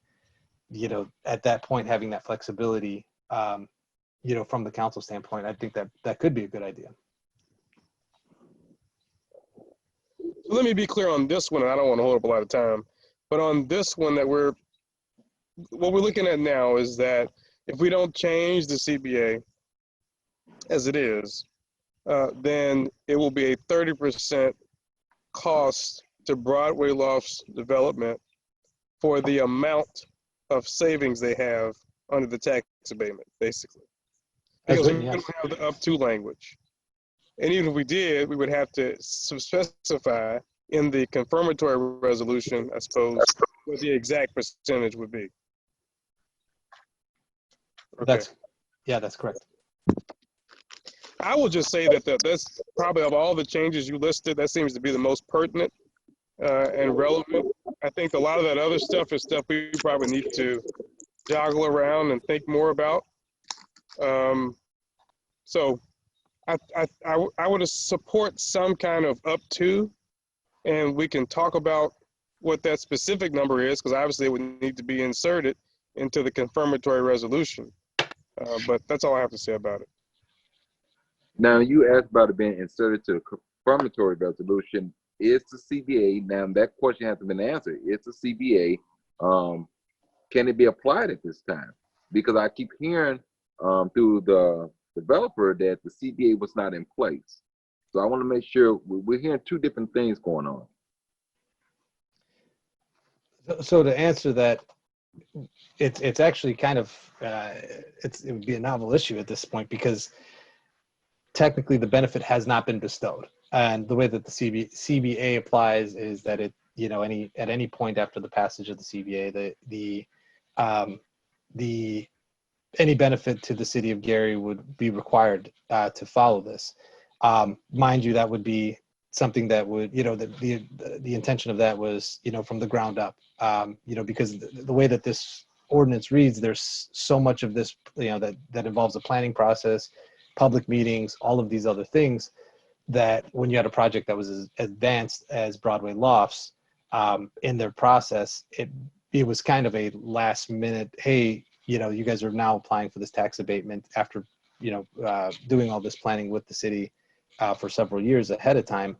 On top of that, here's a 30, you know, you're going to get 30% of your benefit that we were going to be proposing to you cut. Now, that said, there is flexibility in the ordinance that allows for, you know, both the common council and the executives of the city to exempt any of the terms of development or any of the development from the terms of the CBA. So I mean, there is that flexibility that the council and the executive both have, you know, if it's deemed to be in the best interest of the city. Obviously, from our standpoint, losing any development, particularly this late in the game, would not be in the best interest of the city. So, Can I ask a question? yes. So, and I'm no math person at all. I barely. I can understand basic numbers, but economics sometimes gets beyond me. But let me ask you this. So, for example, right now it's a 75% tax abatement, correct? Yes, over the last. So yes. let's just say it was a 100% tax abatement, Mhm. and it was 30% of a 100% tax abatement. Would that mathematically be the same, or at the very least less painful for a developer? Right. So if my tax savings, I'm making this up, is 100,000, and well, let's say I'm saving 100,000, or let me see if I'm saying this right. If the 75% abatement is a $100,000 savings, I got to pay $30,000, right? If we're saying 15 plus 15%, right? 30% total. Mm-hmm. But I guess if I get a larger tax abatement, I'm saving some of that on the tax end. Even if I still have to pay the same 30%, I'm not paying 100%, right, of whatever the amount is that I'm saving. I'm explaining this in a very complicated way, but do you get what I'm saying? If you increase the amount of the tax abatement to a higher number, and we're not saying that you have to give 100%, right, of whatever the savings is, but it's the same 30%, isn't that less painful since there's greater property tax savings to the entity? Does that make any sense? It does, but I mean, I don't think that.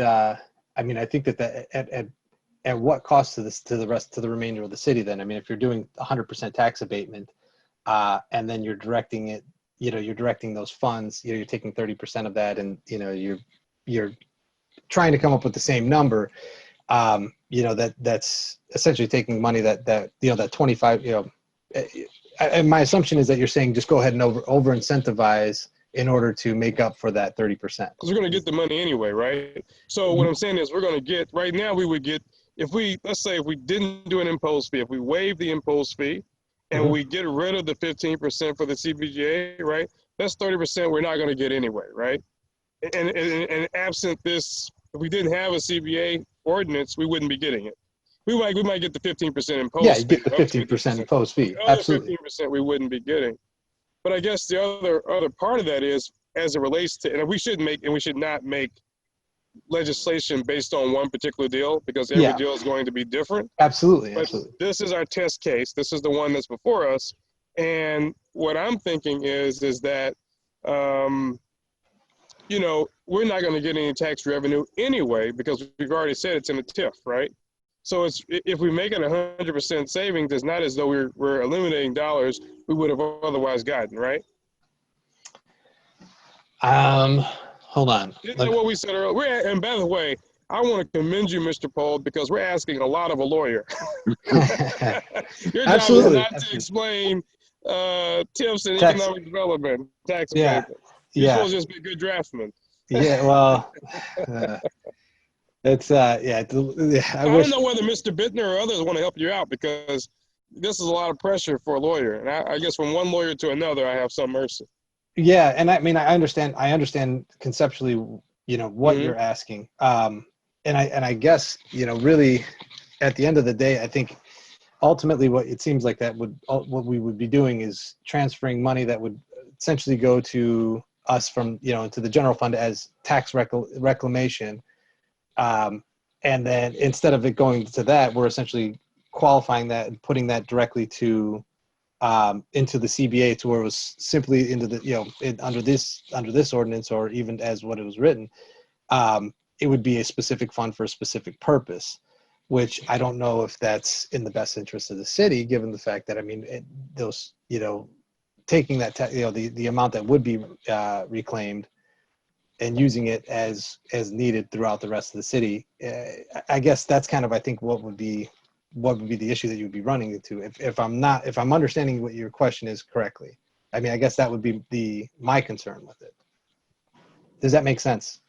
Yeah, that makes sense. I mean, and again, every deal is going to be unique. Yeah. Which is why I really think, if possible, and again, I'm no scholar of how this works, but I think we should really look at that, because I understand, right? But this is a very competitive process. It's very quick. The world is people's oyster, right? I mean, we know that there's a lot of dollars flowing around. There's a lot of opportunities for people. So we don't want to create something that's overly onerous, nor do we want to have something that's unpredictable. Because believe it or not, developers are not the devil, right? We do want development in our city, and it takes capital and risk to do that. And so we want to make the process obviously beneficial to the city, which is why I support community benefits, but we also don't want to make it so complicated that people just say, I'll keep moving, it's not worth my time. I do think we have an incredible value proposition, period, incomparable.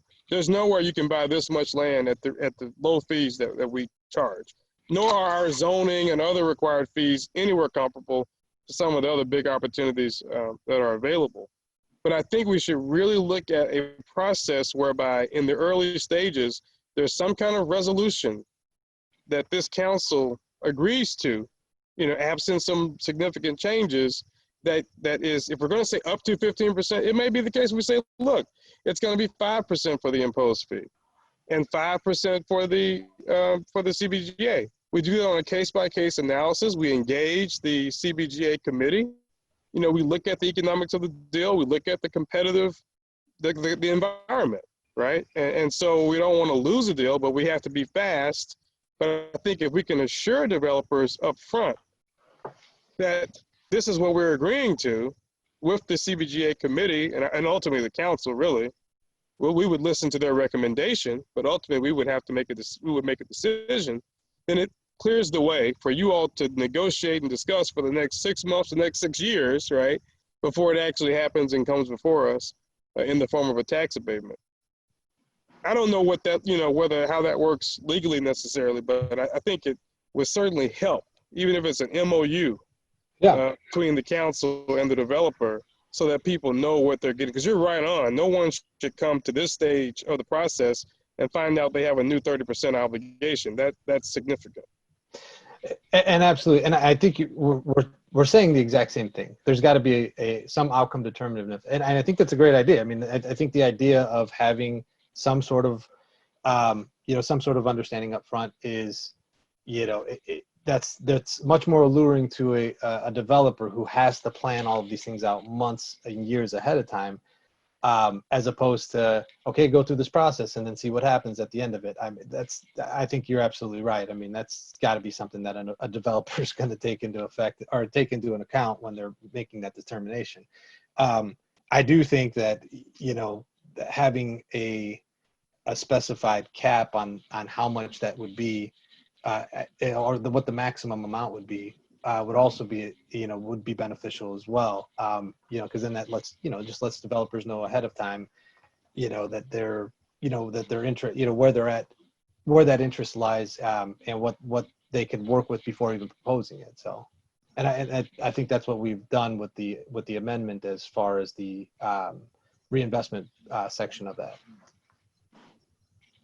We got a lot of work to do between now and the council meeting. That's all I'm going to say. We got a lot of power, but there's a lot going on. But I'll stop talking. Thank you. Mr. Bidner, you want to add something to the conversation here? Sure. Yeah, I just wanted to, kind of chime in on, some of the basic math, which, certainly I get the question that Councilman Godwin was asking as far as the 100 versus 75, based on the cap of the 15% imposed fee, versus, say like a 30%, overall split based on the way that it's currently constituted.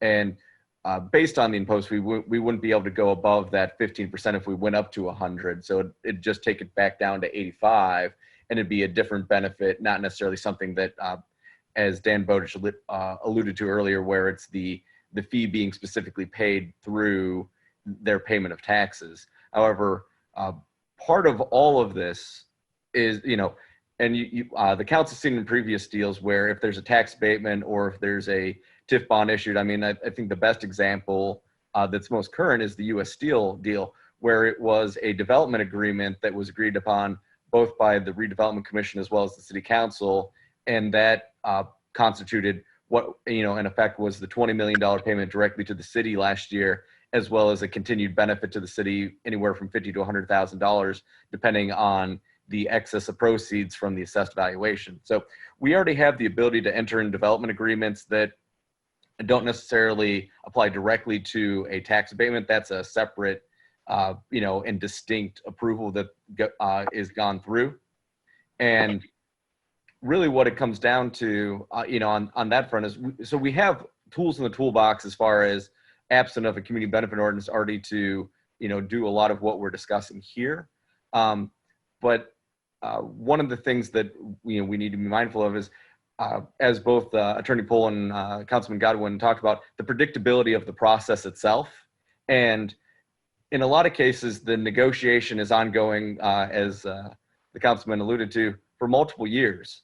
And I think one way to kind of help ease the concerns of both the community benefit groups as well as the council, if there is a agreement as far as what that imposed fee or what the direct benefit would be on the front end, determining that as a percentage of the overall, benefits that may be given to the city, then allows to continue on negotiating the overall larger deal, but the community benefits group as well as the council knowing what that percentage is based on what the overall investment is going to be. And as a city, we can continue to plan as far as what types of projects we're even willing to incentivize generally, whether it be residential, commercial, industrial, and having policies in place as far as what we expect those thresholds to be, generally speaking, in advance, just talking generally. And that way, when an industrial user with its, let's say, $100 million worth of investment, what they can expect the thresholds to be, or if it's a single family residential developer, what we expect those, thresholds to be in that case. So that way, at least there's some basic parameters that were agreed upon between the administration, the council, and the community of what we're looking at in that regard, so that we can start a conversation from there to provide that framework, rather than, as each deal is individual. At least we know we have a starting point, and developers and the community know reasonably what their expectations are on both sides. Okay. So I just would, if I may, Mr. Chair, Yes. I don't want to create any homework for Mr. Bittner, but I would be curious about, so Mr. Walker, Attorney Walker, whom I have great respect for, says that this ordinance tells the world or developers that the city of Gary is not basically a good place to do business, that we're not business friendly.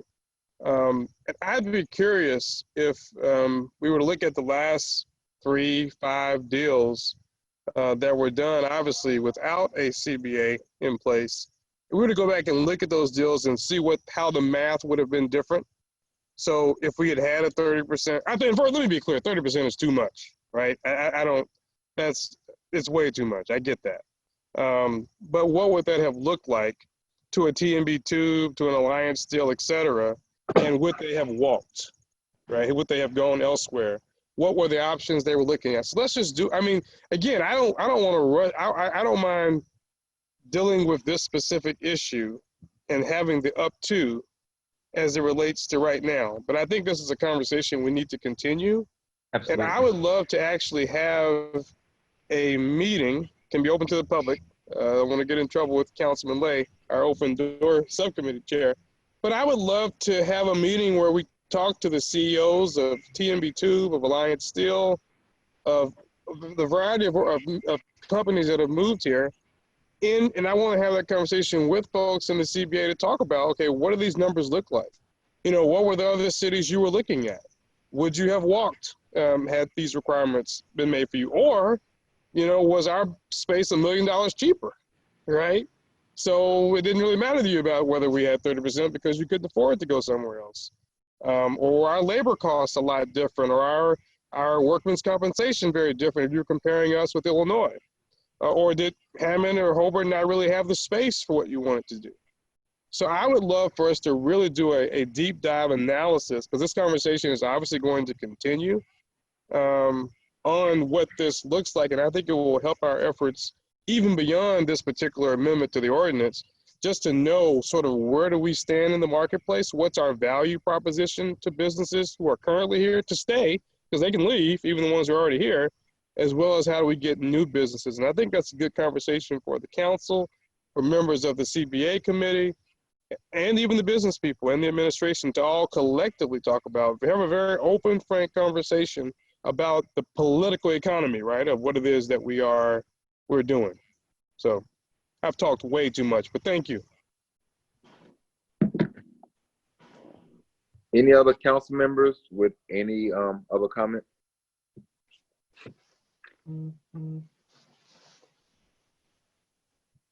Okay, I'll have it open at this time for members of the CBA at this time.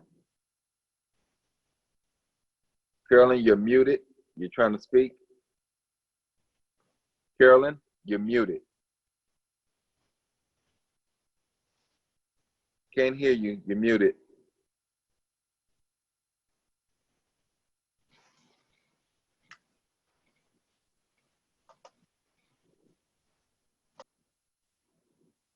You're still muted, Carolyn, from your computer.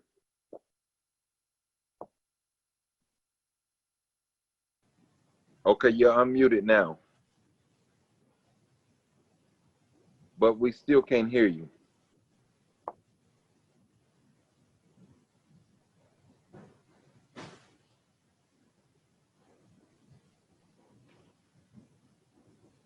No, we're still not getting any sound from you.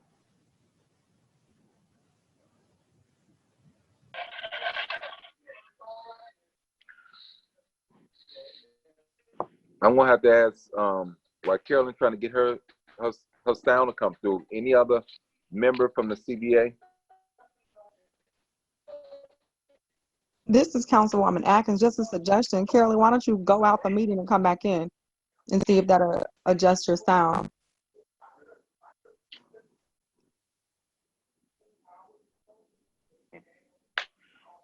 Yeah, Mr. Brewer, Councilman Brewer. Yes. Hi, I want to speak. I am a part of the CBA committee. There were some characterizations that I think maybe needs to be clarified just a little bit. The being that, excuse me. The first one being that the CBA in its current form, well, first, my name is Roman Bronson. I'm the Northwest Indiana area director for the Indiana Plan. It is the only construction awareness program endorsed by the Northwest Indiana Building Trades as well as the Construction Advancement Foundation. We've been in this community for around 25 years. I'm sure a lot of people on this call is familiar with it. I am the new director for the past roughly two and a half years. So just want to speak on some of the characterizations that Councilman Lay said about the committee. One is that the overall spirit of the committee is to increase, I guess, transparency in the process of development in the Gary area. Is not to usurp any of the duly elected powers of the council, as explained by Mr. Pohl. Attorney Pohl, Esquire, that ultimately, if this is not seen as productive for the city of Gary, that the council can always just disengage a developer from this process. The only part that really we would be in charge of, or that we would have the only part that we would directly be involved in is the MOU that at this point is still up in the air. It was providing some funds that we were hoping to directly provide to the Gary Career Center to start some of those processes of training individuals to take advantage of some of these opportunities within the construction area. Why is that important is Mr. P has been very transparent in his dealings. As far as with us, he's reached out to us, talked to Carolyn, etc. But something that isn't even attached to CBA is, how do you plan on getting Gary residents? Unless he's made substantial, unless he's made some substantial progress in those areas over the last maybe say 2 to 3 weeks that I've spoken to him, it was not very clear how he was going to get Gary residents involved on this project. The other thing that is an issue is also vendors and suppliers. It's still been very vague as far as who will be these contractors, who will be these vendors, these suppliers, and what way does Gary residents directly benefit from this. So I do understand difficulties in enacting this legislation. We tried in very good faith to deal with the prior administration to get these issues resolved. At the time, Mayor Karen was actually directly involved in writing the CBA. She proposed her own amendments. She actually changed it in certain ways to help make it more enforceable. So even though obviously there may be issues that need to be looked at, as I see that you all are doing, I don't want the rhetoric and the politics of it to overshadow what we're really trying to do. We all are civically minded individuals that came together to try our best to increase opportunities for Gary residents. And I would say, as far as my knowledge, I'm the only one that's currently not living within Gary, but I've grown up in Gary. I was educated at Emerson High School. I went to IUN. I currently don't live in Gary because of and as far as it's endorsed, I'm also a union official. I'm part of Electricians International Brotherhood.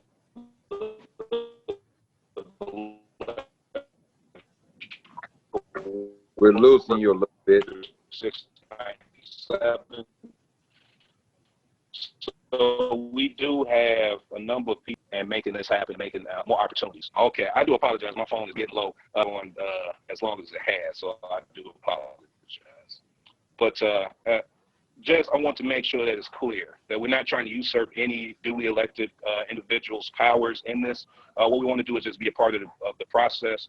And if you look at the CBA, there's no point that we are directly influencing this process beyond the $100,000 that was previously, that Spectacle previously committed to this process. Is there anyone else?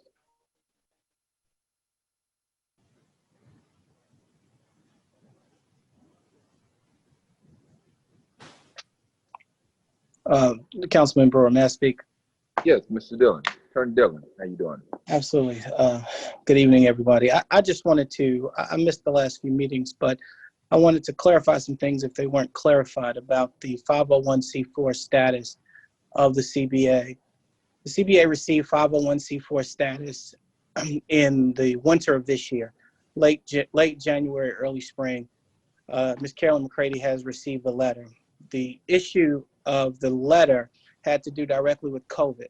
And if you go on the IRS's website right now, on the 501c4 lookup, it says, hey, because of COVID-19, we are not reporting recently granted 501c4s or 501c3s. I did provide Attorney Godwin with a copy of the 1024A that we submitted, along with our budget, along with our operating agreement, along with all documents and everything, and including how the CBA at that time planned to spend every penny. And so as far as the 501c4 status, I would just say that I don't know what was said in previous meetings, but I would say that I did the legal work. I stand by the legal work. The 501c4 was completed correctly. Carolyn does have the letter saying that we are active, or that the group is active. As far as what happens with the CBA in the future, I'm not really speaking on that, but as far as the status, its legal status is a 501c4. It is a nonprofit corporation incorporated under the laws of the state of Indiana and recognized by the IRS under section 501c4 as a nonprofit. And specifically, we went to 501c4 because we would be advocating on political issues. While that may not give people who donate to the group the best tax break for donation, it was the proper way to go because we are dealing in the political sphere. Although we're not endorsing any candidates or anything like that, because the topics are political that we would be advocating for, it's proper that we would be under a 501c4. And that's all I had to say. Thank you. Can I ask two questions? Yes. And thank you, Attorney Dillon, for chiming in with that overview. It's very appreciated. One of the things that I do understand, the ability to get a tax deduction for a charitable contribution is a big deal. And I do know that there are some provisions, and I'm not a nonprofit charitable organization expert, but there are some provisions whereby a certain percentage of contributions to 501c4s, I believe, you can have a mix, if you will, of 501c3 and 501c4, where a portion of the contributions can have that charitable status. Of course, you have to make sure that you designate how those funds are not commingled, and the ones that are sort of 501c3 eligible could be used, could be a tax deduction to the giver. And so maybe there's a way in which we can look at that. And I guess also, has the organization considered the possibility to partner with an organization like the Legacy Foundation? I know, for example, some of the organizations in Miller, like the Friends of Marquette Park, they're not a 501c3, but Legacy is. And so donations are run through Legacy Foundation on behalf of the work that Friends of charitable nonprofit work that Friends of Marquette Park does, but it allows givers to get the charitable contribution tax deduction. So I guess it's two questions. Can there be a mix for the 501c4? And secondly, is it possible for the entity to partner with a group like Legacy or the Urban League to get a sort of pass-through 501c3 charitable contribution ability or capacity. Thank you. So, Mr. Godwin, let me ask a question today. But if the council is moving to put the CBA under the council, is the CBA, is the 501c4 even irrelevant at that time? Well, I guess not. If we're saying, well, and I guess we should think about the whole thing, right? Because if we eliminate any funds coming to, if we do that, right? Because currently we haven't, but if we do eliminate the 15% going to the CBGA, then there would be nothing going to it. The organization would simply just, it would not have that benefit that they were looking for. It would just be the up to 15% for the impact imposed fee rather. Okay. All right. So Mr. I would Dillon? say, as far as the first question, as far as what portion could be deductible, the IRS provides that donations made to a 501c4 may be deductible if they are trade or business expenses in the ordinary and necessary to conduct business for the taxpayer's business.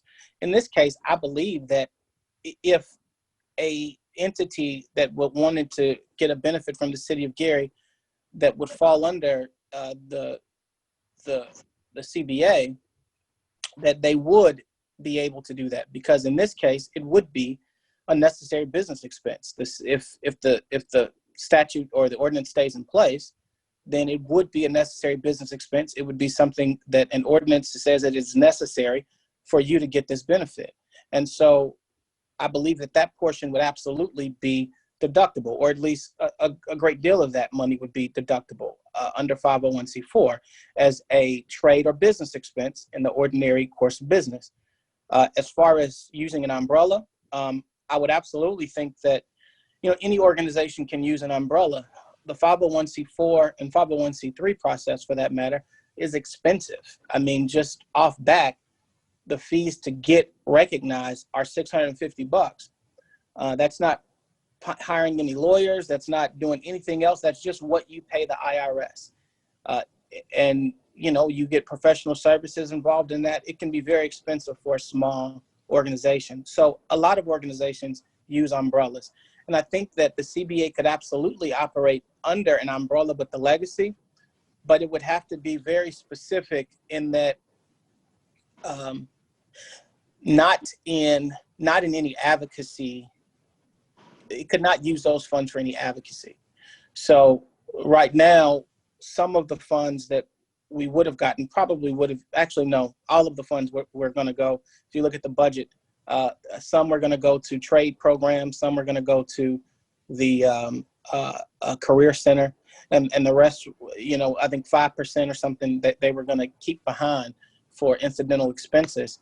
And I think as long as the money that would come through legacy weren't used for advocating, of the costs involved in advocating for an ordinance or against an ordinance or in that political sphere, and it would be used maybe for training or for job fairs or for some of the other things that the CBA saw itself doing to help the community, be ready to work.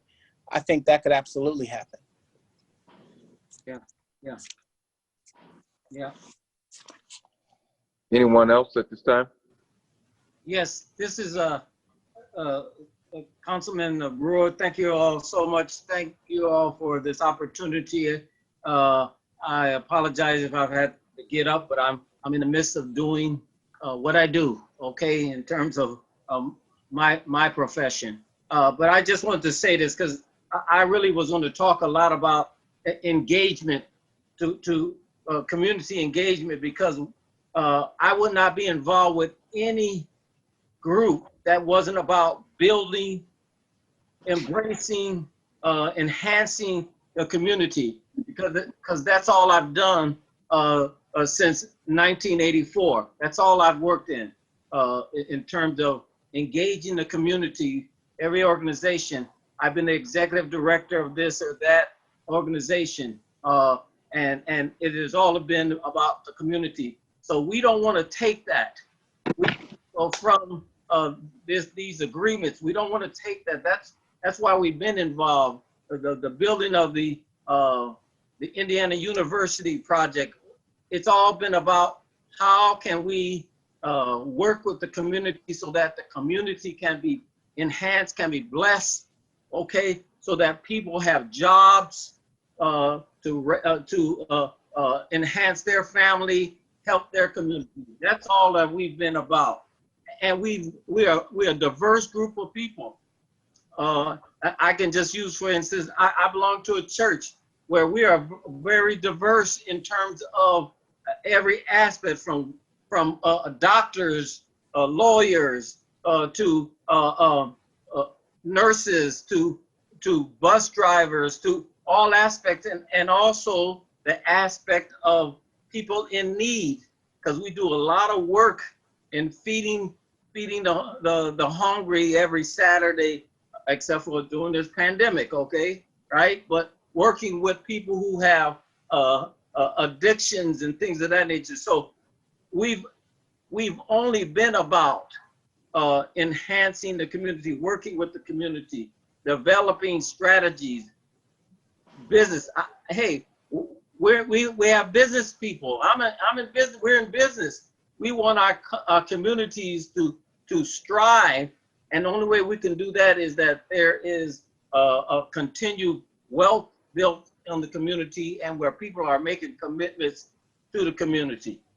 So we are, when people challenge us about diverse, then I just say I don't know what they're looking for, because we've been at the council meeting, we've had interactions with past mayors, okay, city council person on strategic issues that enhance, not put money in individuals' pockets, but enhance our community. So that's what this community benefits agreement, and it could be a group that, in a sense, sets the standards for every community in terms of if you want something from the city, if you want some tax dollars situation, then shouldn't you do something for the community? We have a $400 million project just less than 5 minutes from where I live, okay? But how is it benefiting the expanded community? Yes, it's going to bring jobs when the casino is built, because right now the residents that are the people who are working on the project are not from Gary, Indiana, and you can go out there anytime you want. So we're talking about how we can get money, get growth in the hands of people that live in this community, who love this community, who go to church in this community, who shop in this community. That's what this agreement is about. So we hope that you all don't re-evaluate and reconfigure something that takes it out of the hands of the people. People are calling these volunteers, and we thank the attorney and the attorneys working with us, okay, because we understand that they are doing pro bono work because they want our community to be blessed and strive. So that's what this is all about. I typed up 3 pages, okay, of stuff, but I want to say this, that we are looking out how we can bless the people in the community, how when there are projects that come to the community, that the people in the community have a chance at these. We just sent off our neighbor's daughter, and what chance is she gonna have to come back to this community and work in this community? We wanna create the opportunity for our young people to come back to this community and work. So I thank you. I could say more, but I thank you. Thank you. there anyone else? Councilman Brewer, this is Doreen Carey. Hi. Can I Hi. just, I have a question since it's gone on so long and Carolyn hasn't had an opportunity to speak and Ms. McLeod had to leave apparently and she was going to speak. So how can we continue to work with the council on any changes that you're considering? How can we continue to have input in this process before you make some final decisions? Well, I was trying to have a meeting yesterday to have us to hash out some of these things there during that meeting, but with the storm that came through, that prohibited us from having that meeting. It sounds like we definitely would need to have another meeting because there's a lot of things that we need to really finalize and come to some agreements on. There's a lot of concern from the administration side where I can see those concerns also too. I would just say I would have to look and see what works best for the rest of my colleagues too. So that way we can continue these discussions there. And we have to give at least 48-hour notice to post have any type of public meeting. So I will have to let you all know what works best for us, and I can see what works best for you at the same time. All right. All right. That very much appreciated. Thank you. Thank you. Okay. Is there anyone else on with any other comments?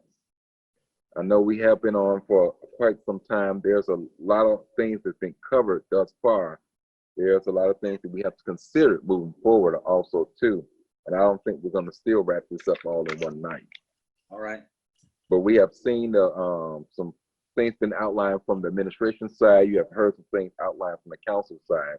And I think we need to formulate exactly which direction we're gonna go. So it looks like this is gonna be an additional amendment to the amendment that'll be put on the floor. Excuse me, Mr. Brewer, may I, sorry, Councilman Brewer, may I just make one last statement? Yes. Before we close this up. Okay, thank you again. May I ask who's speaking? Because coming up on the screen. Thank you so much for the importance of this. Oh, I'm sorry. Oh, the Indiana plan. Okay, yeah. Okay. So I was just saying thank you again for chairing this meeting and getting these viewpoints out. I just want to be very quick in saying this. It's something that Mr.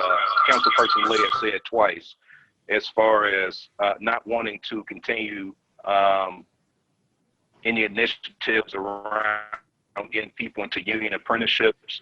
I would say that myself, coming from Gary, I was not aware of union apprenticeships and all the benefits, et cetera.